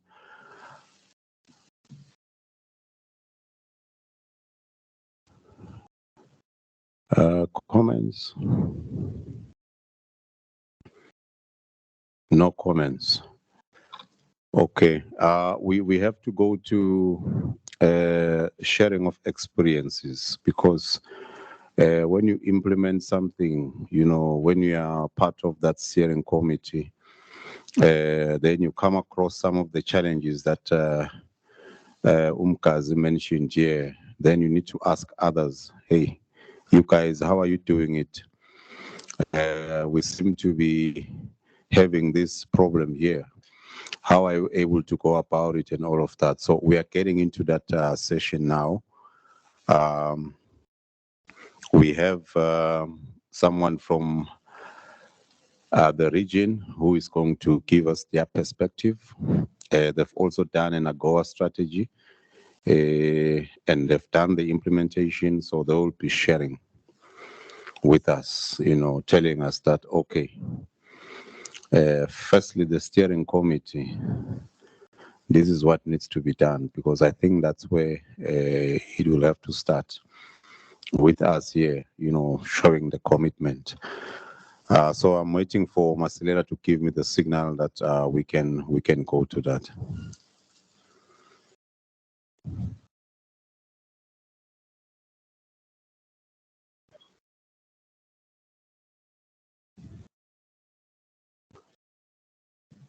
So that's why I'm asking if there are any comments at this point. Tandega, no comments.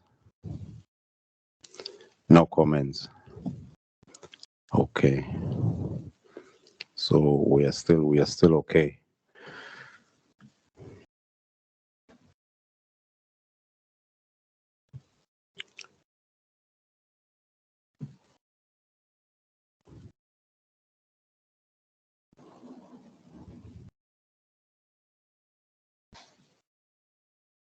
Yeah, whenever you're ready, Martin, just give me the note. Then we'll introduce the person from Botswana.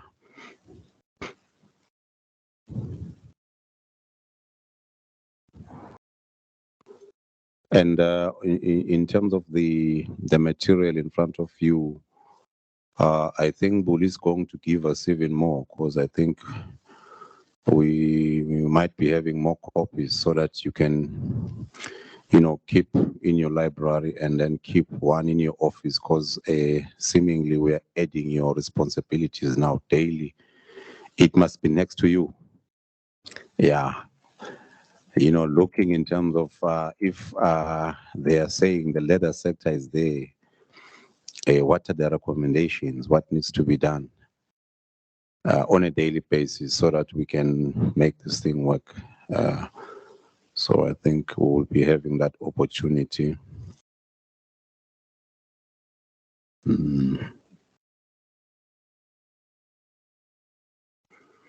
All right, so we are ready now. Okay, ladies and gentlemen, we're going to have Tsepo from the Ministry of Trade and Industry in Botswana. He's a trade officer, so he's going to be taking us through their perspective, sharing their experience in terms of how they work as a committee and also how they've implemented the AGOA strategy. Tsepo, we welcome you, and over to you. You have the floor. You can go ahead and make your presentation. Thank you. Good morning. Good morning. I hope I'm audible. We can hear you, Tsepo. Okay, thank you so much. Tsepo is she.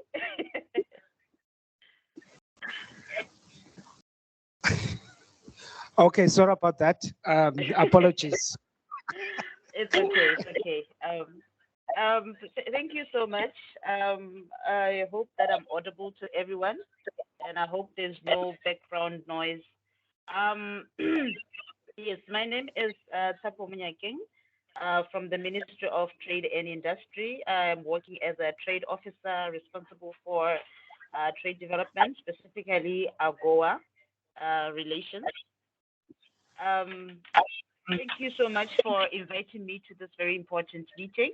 And I'm here to share my experience with the rest of the participants in terms of how in Botswana we are implementing the AGOA program, and also in terms of the strategy for Botswana, how we have formulated it, and also in terms of the development of the structuring of the reference group, how it has been structured.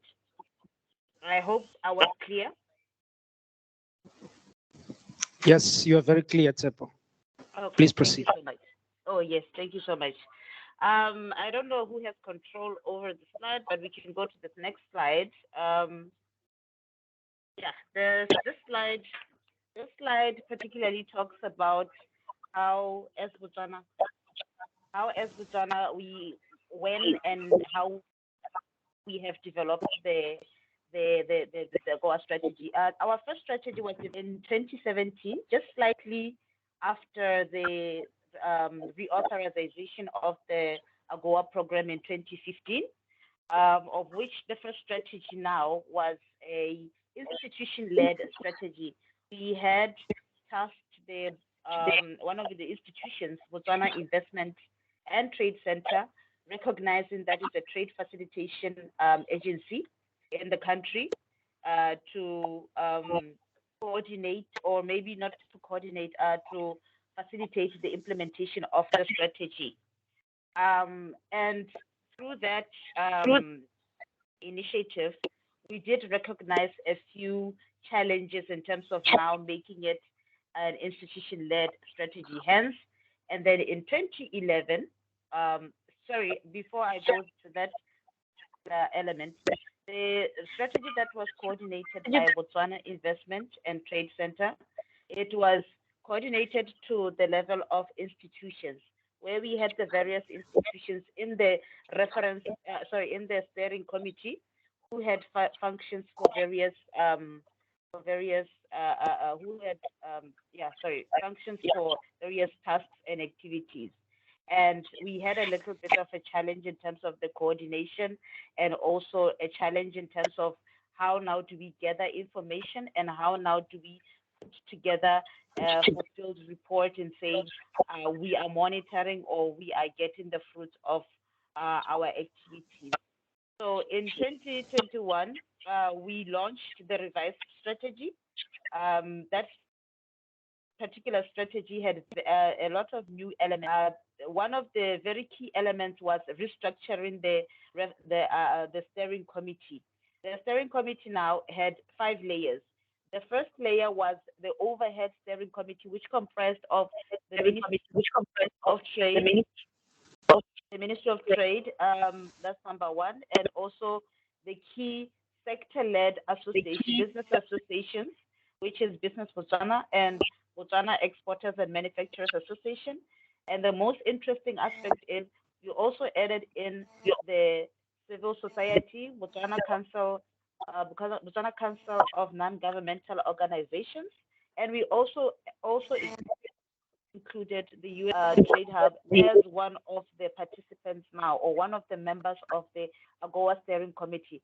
The functions of that particular layer, the first layer of those six organizations or maybe institutions, was to actually now govern the work or analyze or interpret or guide the work of the four subcommittees, which I'm about to mention now. Now, the subcommittees that I'm going to mention include the subcommittee that is responsible for market access, one that is responsible for trade facilitation, one that is responsible for the specific sector issues or sector activities, and also last but not least, the gender and youth inclusion subcommittees. So we did establish four subcommittees. Those subcommittees, they report to the main committee, the first committee that I talked about, which had the Minister of Trade and everything. As the Minister of Trade, we are the secretariat and we are also the chair of that particular reference committee. So this particular restructuring did assist us to basically now understand the core issues and actually tackle them, specific issues according to their specific needs. And now the strategy being a sector-led, where we use the bottom-up approach, we decided that this will be the best way to actually now execute the strategy, because we are trying on something that is new. It's something that we have not been tried. Hence why we now said, okay, let us make this a private sector or a sector-led implementation of the AGOA strategy. And very importantly, we did recognize the role of youth and women in AGOA and the specific roles that they play in AGOA. We can go to the next slide.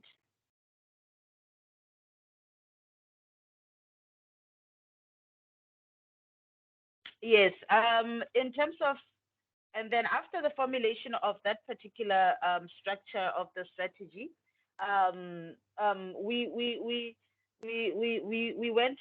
collaborated with USAID, which has always been the main support agency for AGOA implementation in Botswana.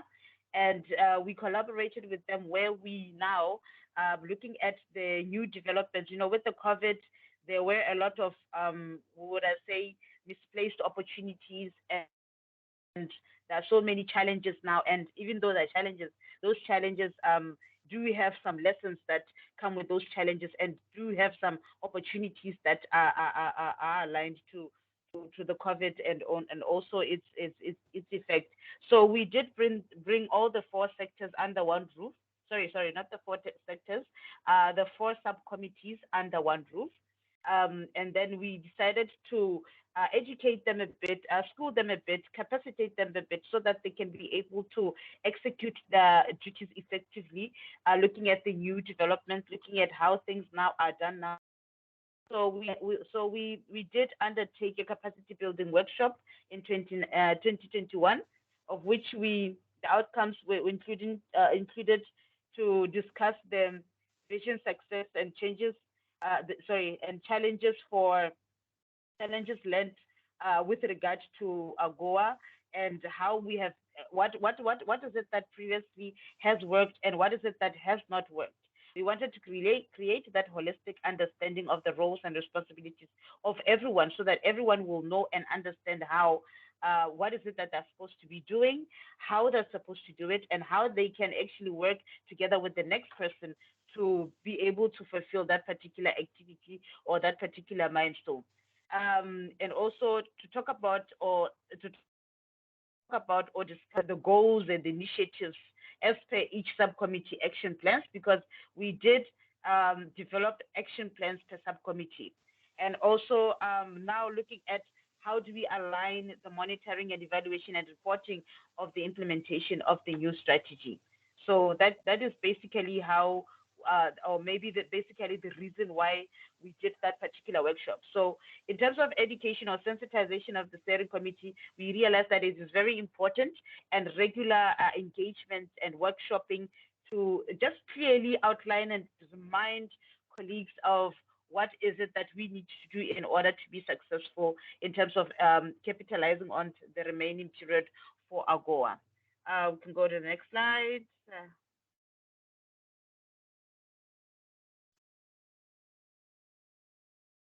And in terms of the direct initiatives that were to implement this new strategy, we developed what we themed as the AGOA Sector Master Plan.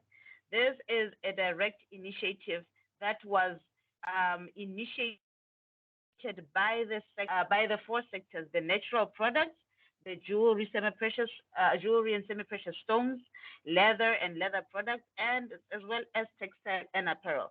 These are the four sectors that are of the focus of the new strategy, and hence we also carried it down now to the master plan. The master plan is a very, very detailed document that we said, this is a document that we're saying in terms of to achieve, not to talk about a high level initiative of it, but now to talk about the technical aspect initiative of it. Because as Botswana, we are a small country. We've had some export challenges before, and we are in recognition of the fact that we need to elevate some significant initiatives in order for us to fulfill the challenges that to fulfill the expectations of taking advantage of AGOA, even other markets as well. So we did develop this particular document to align with our national activities. So this plan, like I did mention, is a private sector plan, and it is led by the four sectors: the Natural Products Association of Botswana, the Jewelry Manufacturers Association of Botswana, the Textile and Apparel Association of Botswana, the Leather Entrepreneurs Association of Botswana, and also we have the youth and gender-led organizations such as the Women in Business Association, and also the African Women's Entrepreneurship Program, which also leads the Gender and Youth Inclusion Subcommittee. I think we can go to the next one, to the next slide.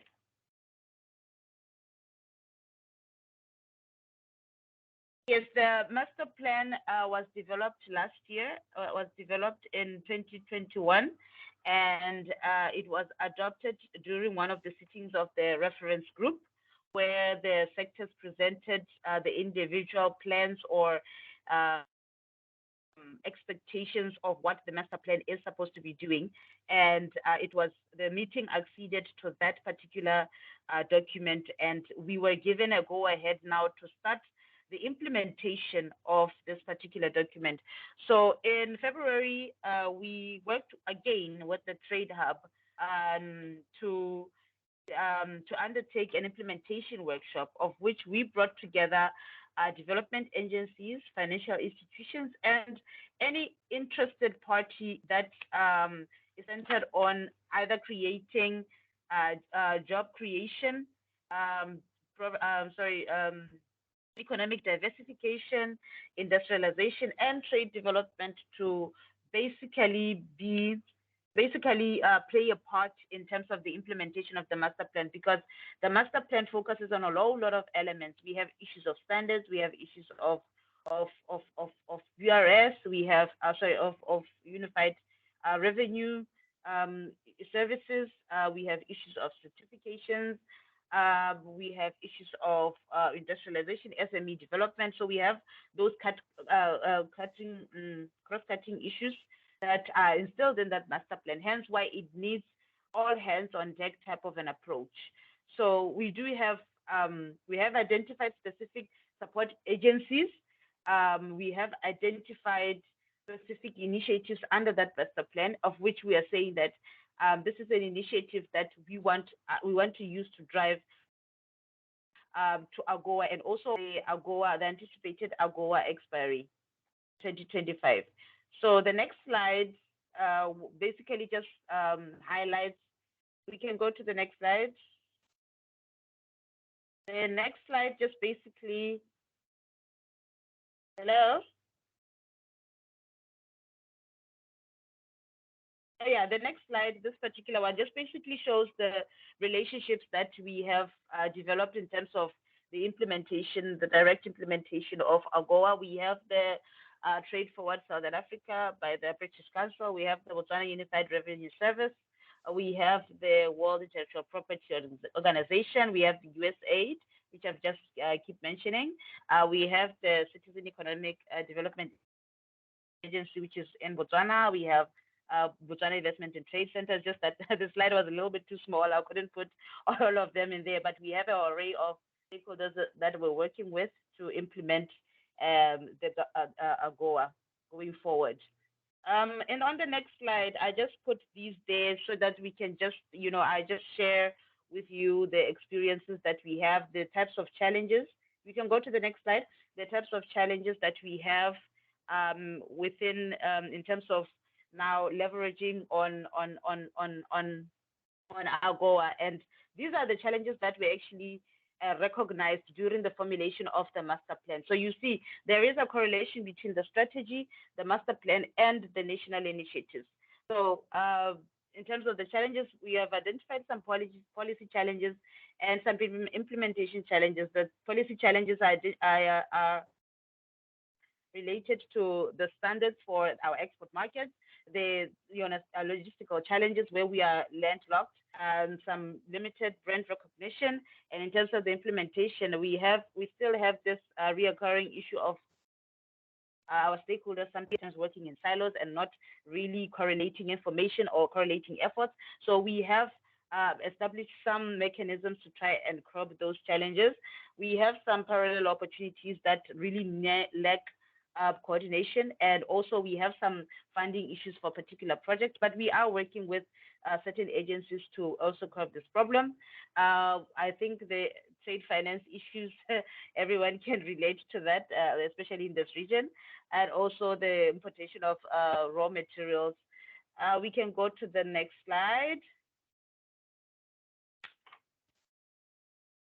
Okay, and also now, the opportunities that we have realized in terms of the formulation of this master plan or the implementation of this revised strategy is we realize opportunities in terms of our policies, how we can structure them, what preventions can we capitalize on, what is it that we can focus on, or what was it that we can focus on, and what initiatives or what new initiatives that we can actually leverage on. We've looked at the developing rules of origin certificates that are e-based. We want to also leverage on the diaspora policies that we have, or maybe there could be an opportunity to review or so that we can properly utilize these policies. We recently have the Special Economic Zones Authority, which is now looking into capitalizing on the Special Economic Zones aspect. And also we do have existing opportunities under some trade and industry acts that are existing.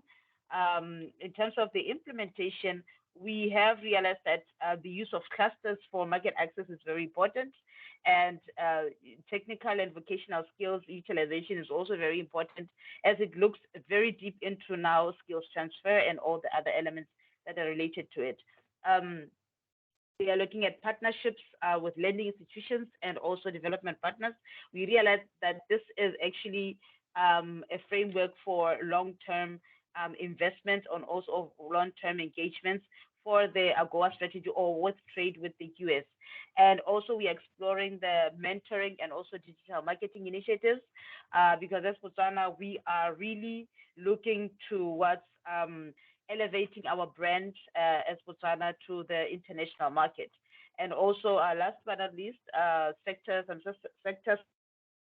specific standards, because we're looking towards developing some standards which are specific towards each and every industry. The industries that I mentioned, natural products, jewelry, semi-precious stones, leather, and also textile. Thank you so much for your attention. I think for that, I want to thank you for allowing me to make this presentation, and I'll stand to be guided what goes on after here. Thank you.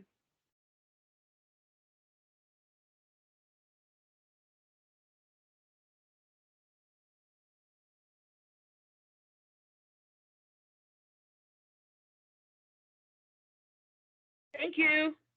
I'm done.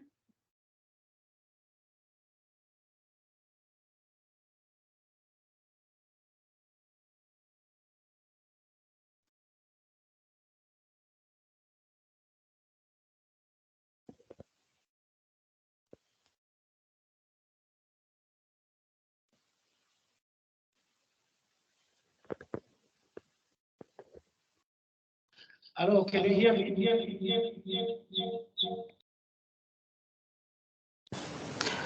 Hello?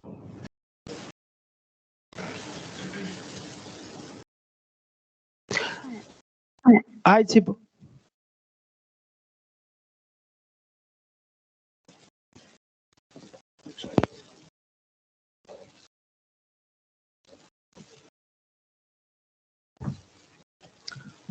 Hello, Tipo, can you hear me?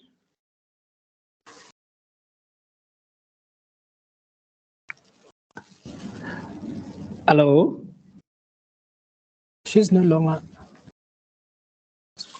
in the yes. Okay.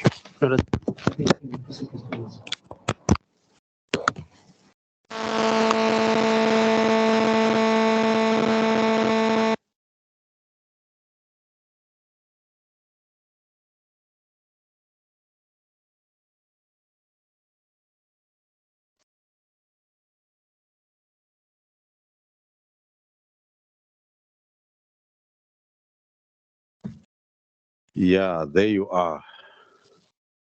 So now we have heard from what other countries are doing. Unfortunately, Tsepo is now, I think she might have left the meeting. Yet she's back. She's there. Okay. Yes, I'm here. I'm You here. can even ask questions. Okay, so she can hear me now. Yes. Okay. Oh yes, thank you, Tsepo. Thank you very much for that presentation. You know, you touched on all the points. It's like you knew some of the challenges that we are facing here, and yeah, we really appreciate it.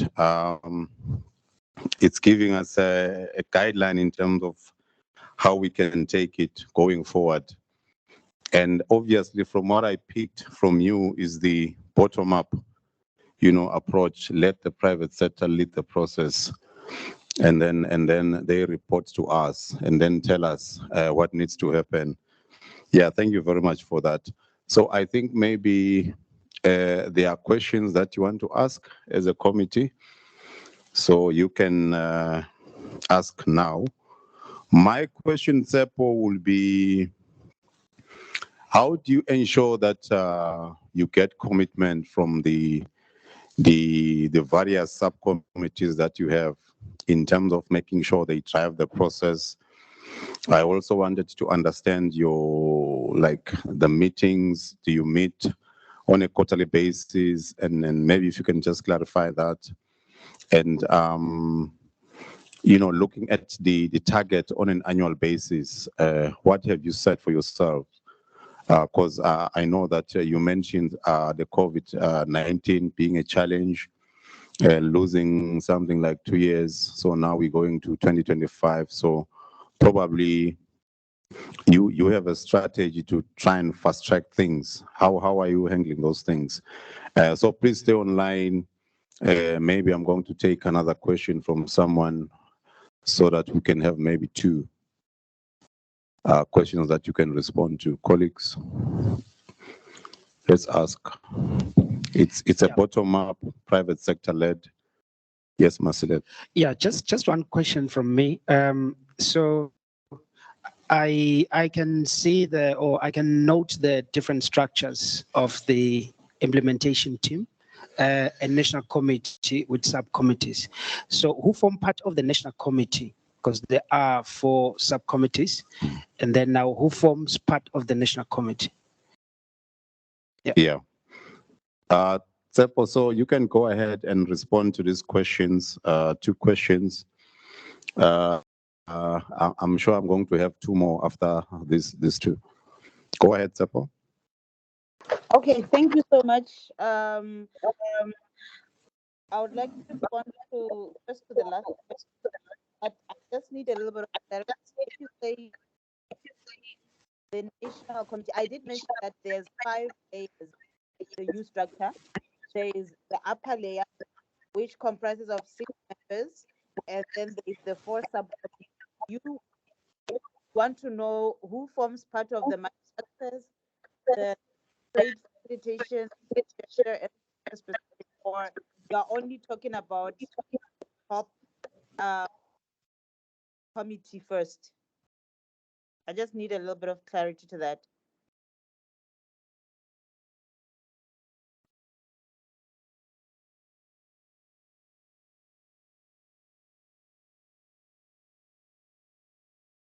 Hello? Yes, can you hear me? Yes, I can. Yeah. So I will assume that I think in terms of the upper layer that you are making reference to, I'll think that this is the topmost the topmost part of the structure. So I wanted to find out who is serving in that structure. Is it a fair representation of the private sector and government, or who exactly is in the topmost upper structure of your? Okay. No, I think that's very clear. Yes, we have attempted to create balance between the private sector and the government, and also the inclusion of society.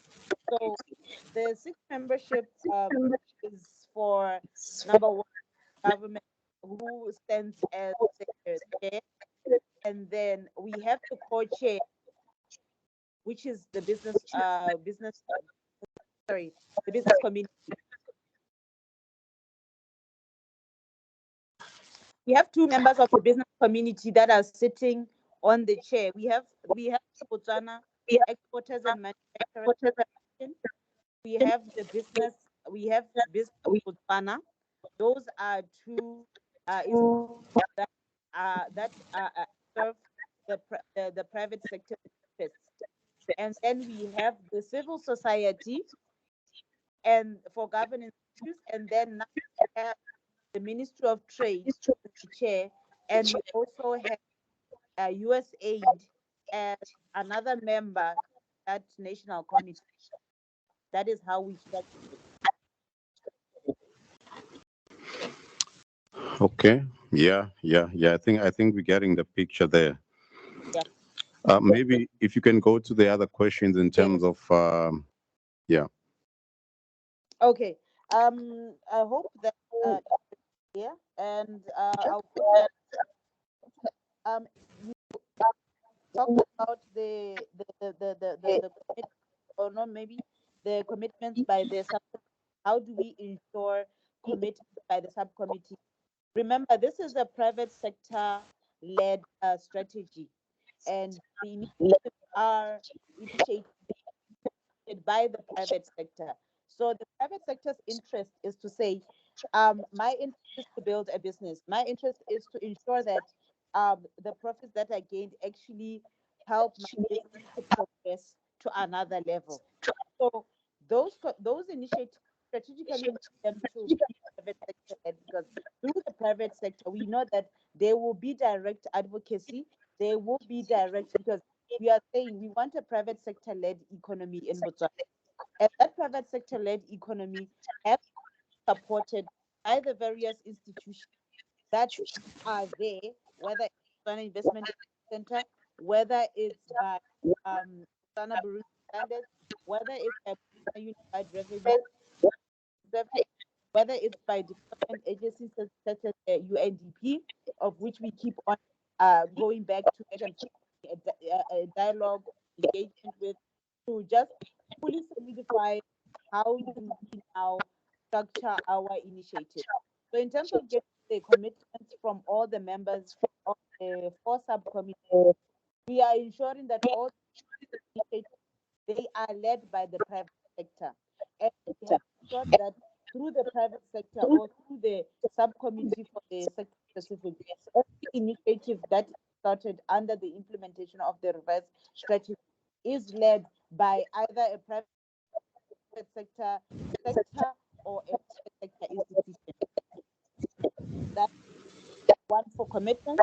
And in terms of the meeting frequency, to ensure that we have at least one meeting a month to keep track of the progress, to engage the stakeholders, to keep people occupied, to ensure that nothing falls off the, and we keep on ensuring as the Secretariat, as the Department of International Trade under the Ministry of Trade, as the Secretariat, we are ensuring that we keep regular tabs on the activities. We don't report processes.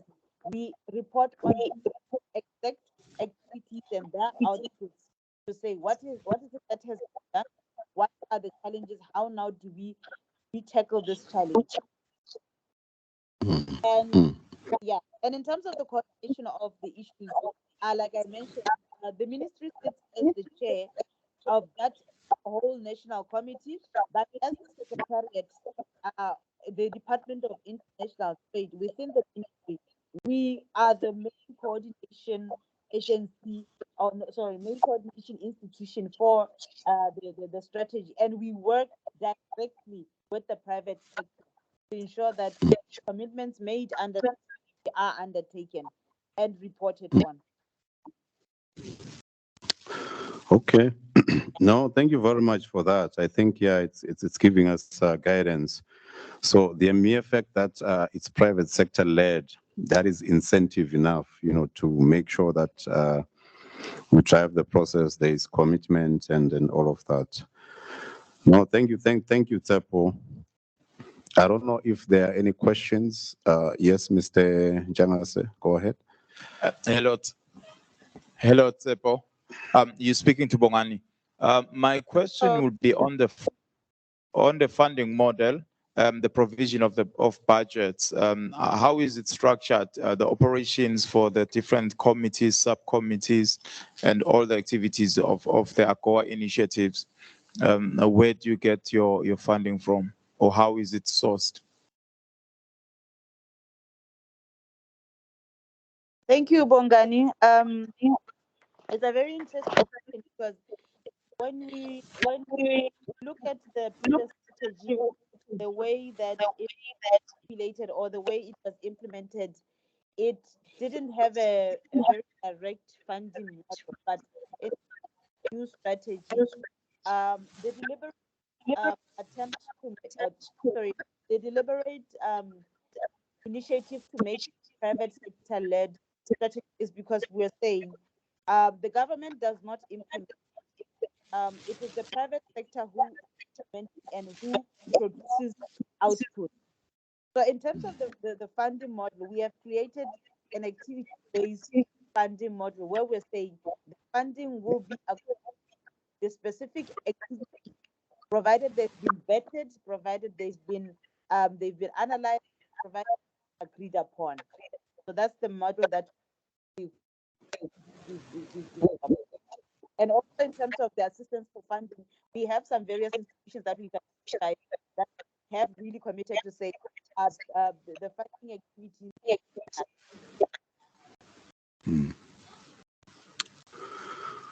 Okay. No, thank you very much for sharing that. Again, there is another question, so stay on the line.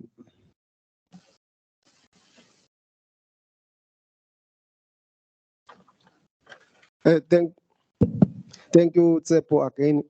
I just want to hear about the involvement. I thought you mentioned something about the non-governmental organizations. So I just want to hear how was the involvement of the national NGOs, and which part were they playing in the structure? Were they on the national steering committee or the subcommittees? Just a clarity, thank you. Thank you so much for that question. The role of we elevated the role of the non-governmental organization. We have elevated it to the national committee because we didn't want to limit their role. Hence why we put them in the national committee where they can work together with the ministry and those two private sector-led organizations to actually guide the work of the four subcommittees. Thank you. All right. No, thank you very much, Tsepo. I think it is indeed helping us, as we prepare ourselves to also implement, our strategy. Any more questions? Okay, I think everyone is okay now. Yeah, let's give Tsepo a round of applause. I think she was spot on in terms of the issues that, she presented. So.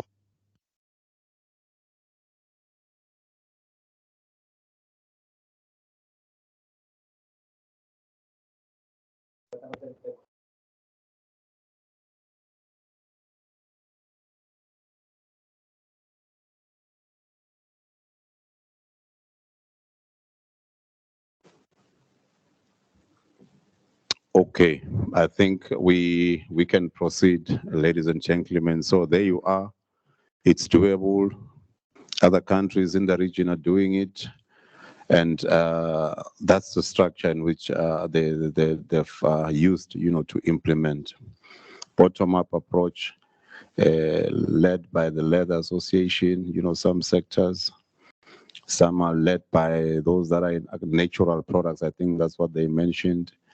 That's the structure in which they've taken. So I think as we do our breakaway sessions, to discuss in terms of how now we fill in those gaps that were mentioned by Mr. Njanga. So we need to look into this.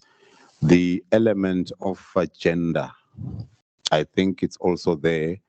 And I think it's one of the things that we need to look into, gender and the youth. Women-owned businesses and also youth-owned enterprises. I think these are things that we are all aligning ourselves with. So perhaps we need to look into it as well. So, Mr. Masilela, what do we do now? Yeah, maybe you take that session in terms of guiding us where we go from here. Thank you very much.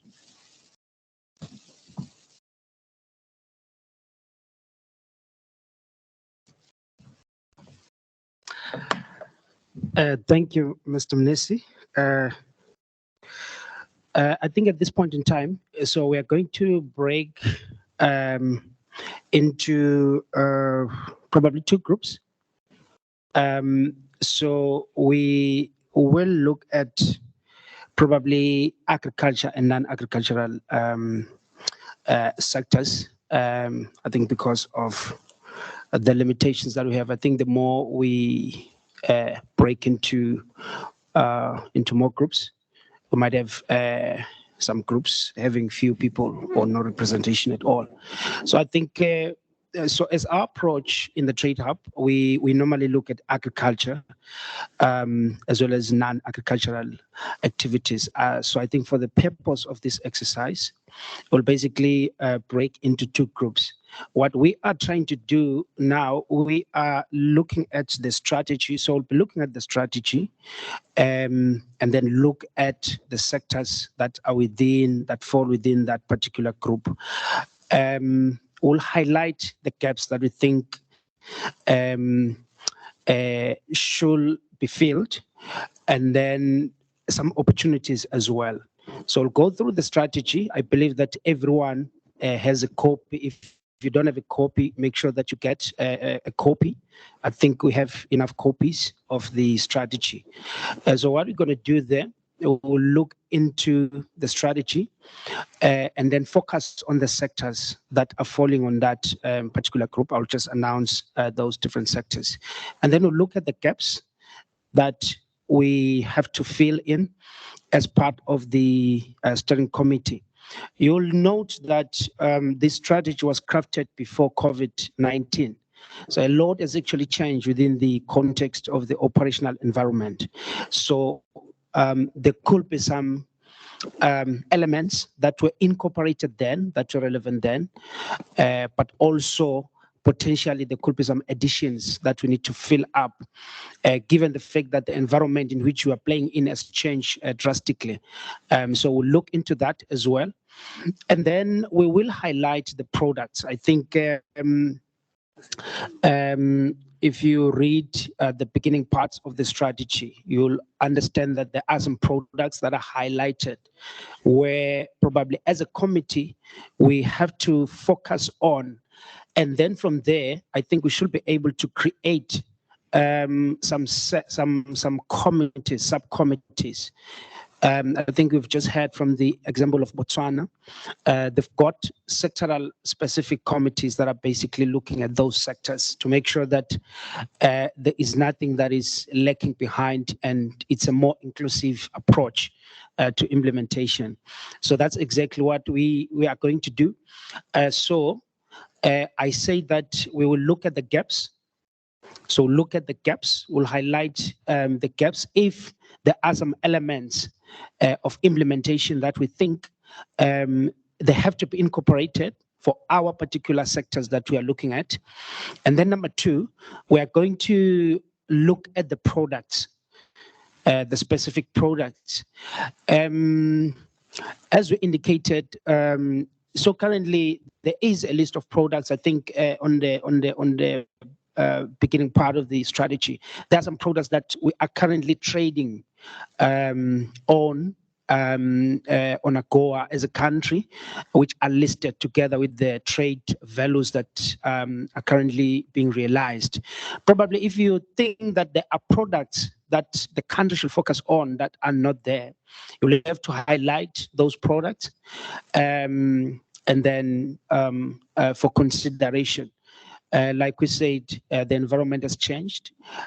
Innovation is also taking place. There could be some products, and then I think the duty or the task of the steering committee will basically be looking at whether those products, additional products, qualify or does not qualify under the 6,500 products that are listed under AGOA. Yes, and then number four,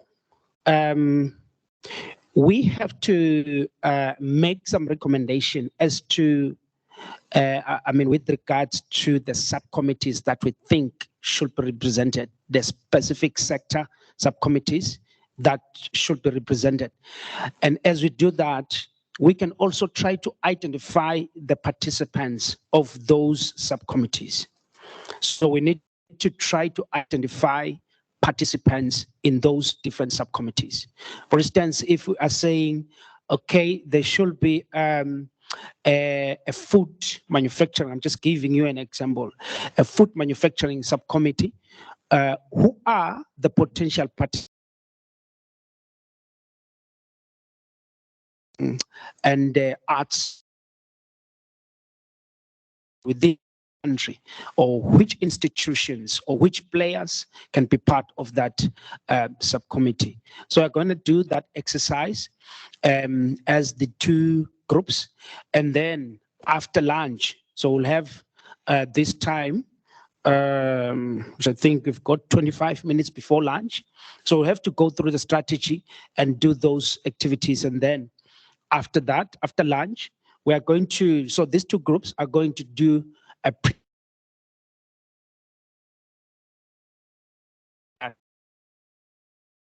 finance within this space. I think that would be it. Thank you, Chair.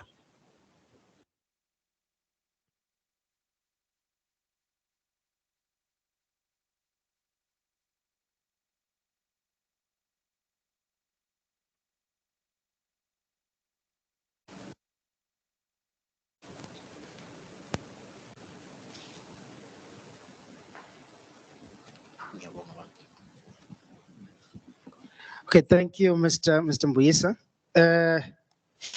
Yes, I think, so this group was basically looking at the handicrafts, as well as the textile and apparel, which by definition, it includes the, I'll say, your painting, your artworks and stuff, which are mostly done by, I will say, mostly micro and small companies, or individuals or individual people. So I think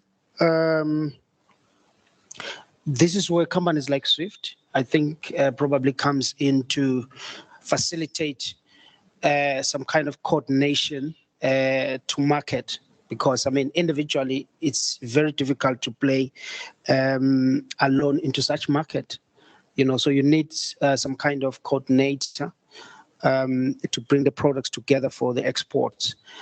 And of course that will also assist in terms of the logistics of getting the product into the market, like logistics, communicating with customer, and a bit of training. I know that Swift hosts a lot of training to actually capacitate their members or the institutions that are under them, and also to adopt, your e-commerce tools. And we've assisted them actually in the past to host webinars, certification activities, as well as hosting inward buyer missions with potential buyers. I just wanted to make a comment on the textile. I think in terms of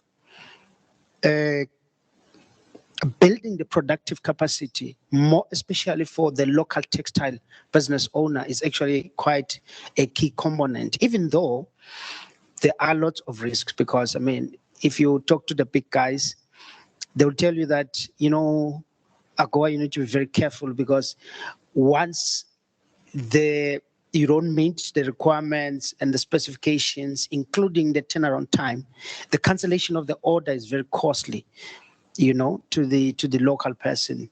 So now you need to find an alternative market. That's why it capabilities to deliver, internal resources and capabilities to deliver as per the specifications within the time. So we can start from South Africa before we can actually think of going there. Currently, I mean, out of all the companies that are operating here, we only have, I would say, one textile company big that is owned by a local Swazi. And even then, I mean, there's been quite a lot of external assistances in terms of setting up and all that. But we do need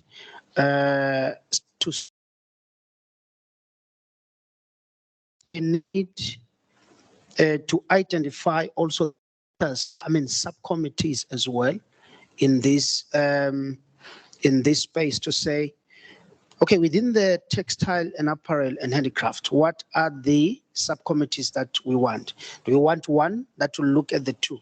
At least the textile industry is a bit organized, but the question is, to what extent does it involves the local person?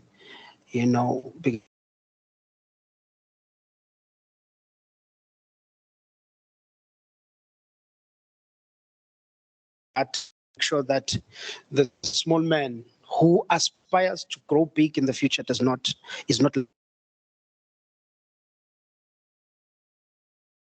that they do work with the Eswatini textile, is it Textile Apparel and Traders Association, somewhere there, a start or something of that nature. It's an organization, umbrella board within that. Probably they could be a subcommittee themselves, because I mean they already know the industry. Now the question is, to what extent can they now build capacity of other people to participate in the industry? Swift already has a structure. I think it's a question of coordinating the handicraft and the cottage industry to actually formulate a subcommittee that will look at those industries. I think yesterday in the export readiness training, there was a guy who was doing painting. So he was just basically raising his frustration in as far as artwork is concerned. You've got that potential that can be unlocked from the Swazis, but there's no platform. Now, if that subcommittee comes into the fore, and then it assists them to get exposure, because I think now it's about the exposure. So if those guys get the exposure, it's quite a lot of talent in the youth, so they can do something instead of sitting at home So probably we might want to look at bringing in a starter on board as well as a subcommittee, and then as well as a subcommittee that will look at the handicraft and the cottage sector. That is just my suggestion for consideration by the steering committee. Otherwise, those were my comments. I don't know if there are some questions. Otherwise, hand over to me if you want to say something.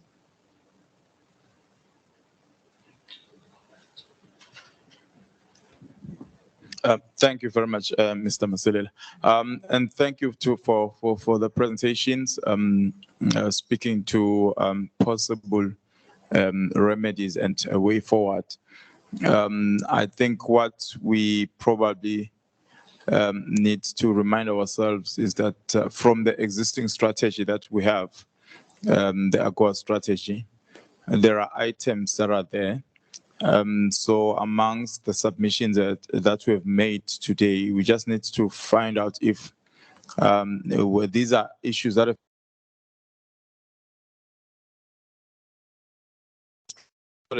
are clear on what we are doing. Items from the existing strategy, or we are adding items to the existing strategy, or we are reviewing the existing strategy. I think that is very key because the AGOA Steering Committee is meant to implement the AGOA utilization strategy, which we already have. So as these items have been submitted, obviously we are going to try and look at similarities on what is already existing. Thank you.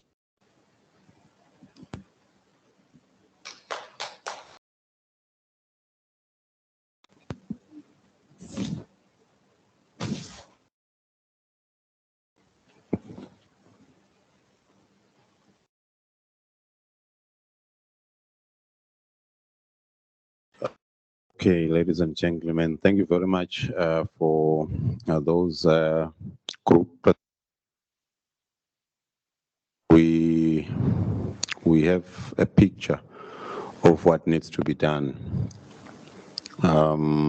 which I think also provides a way forward of what is going to happen when we leave this place in terms of us coming together again. The point that you're raising, Masilela, of the subcommittees, I think it's very important. We are going to make proposals so that the subcommittee can look into and then approve. Then we are able to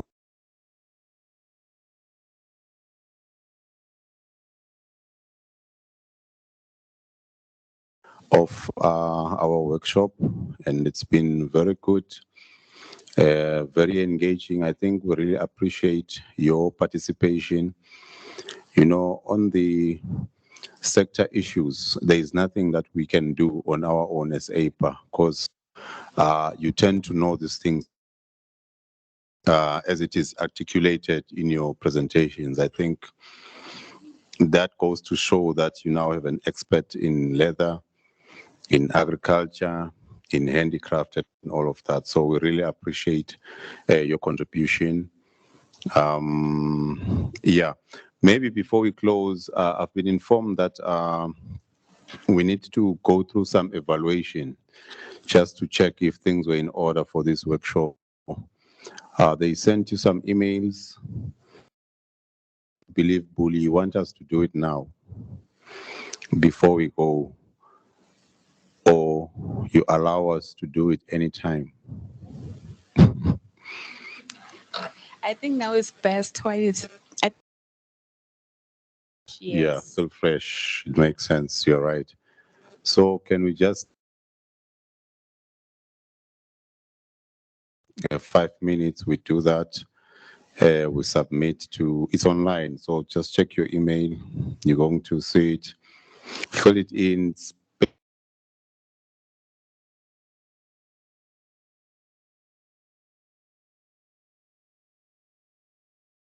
And also, I don't know if we still have people online, but it seems like it's Bully. Maybe some people left already. So then that means I'm going to do the closure just for us here and say thank you very much once again for coming. This is the start. As a stakeholder, you will be having emails from us as a secretariat to see how we can drive it forward.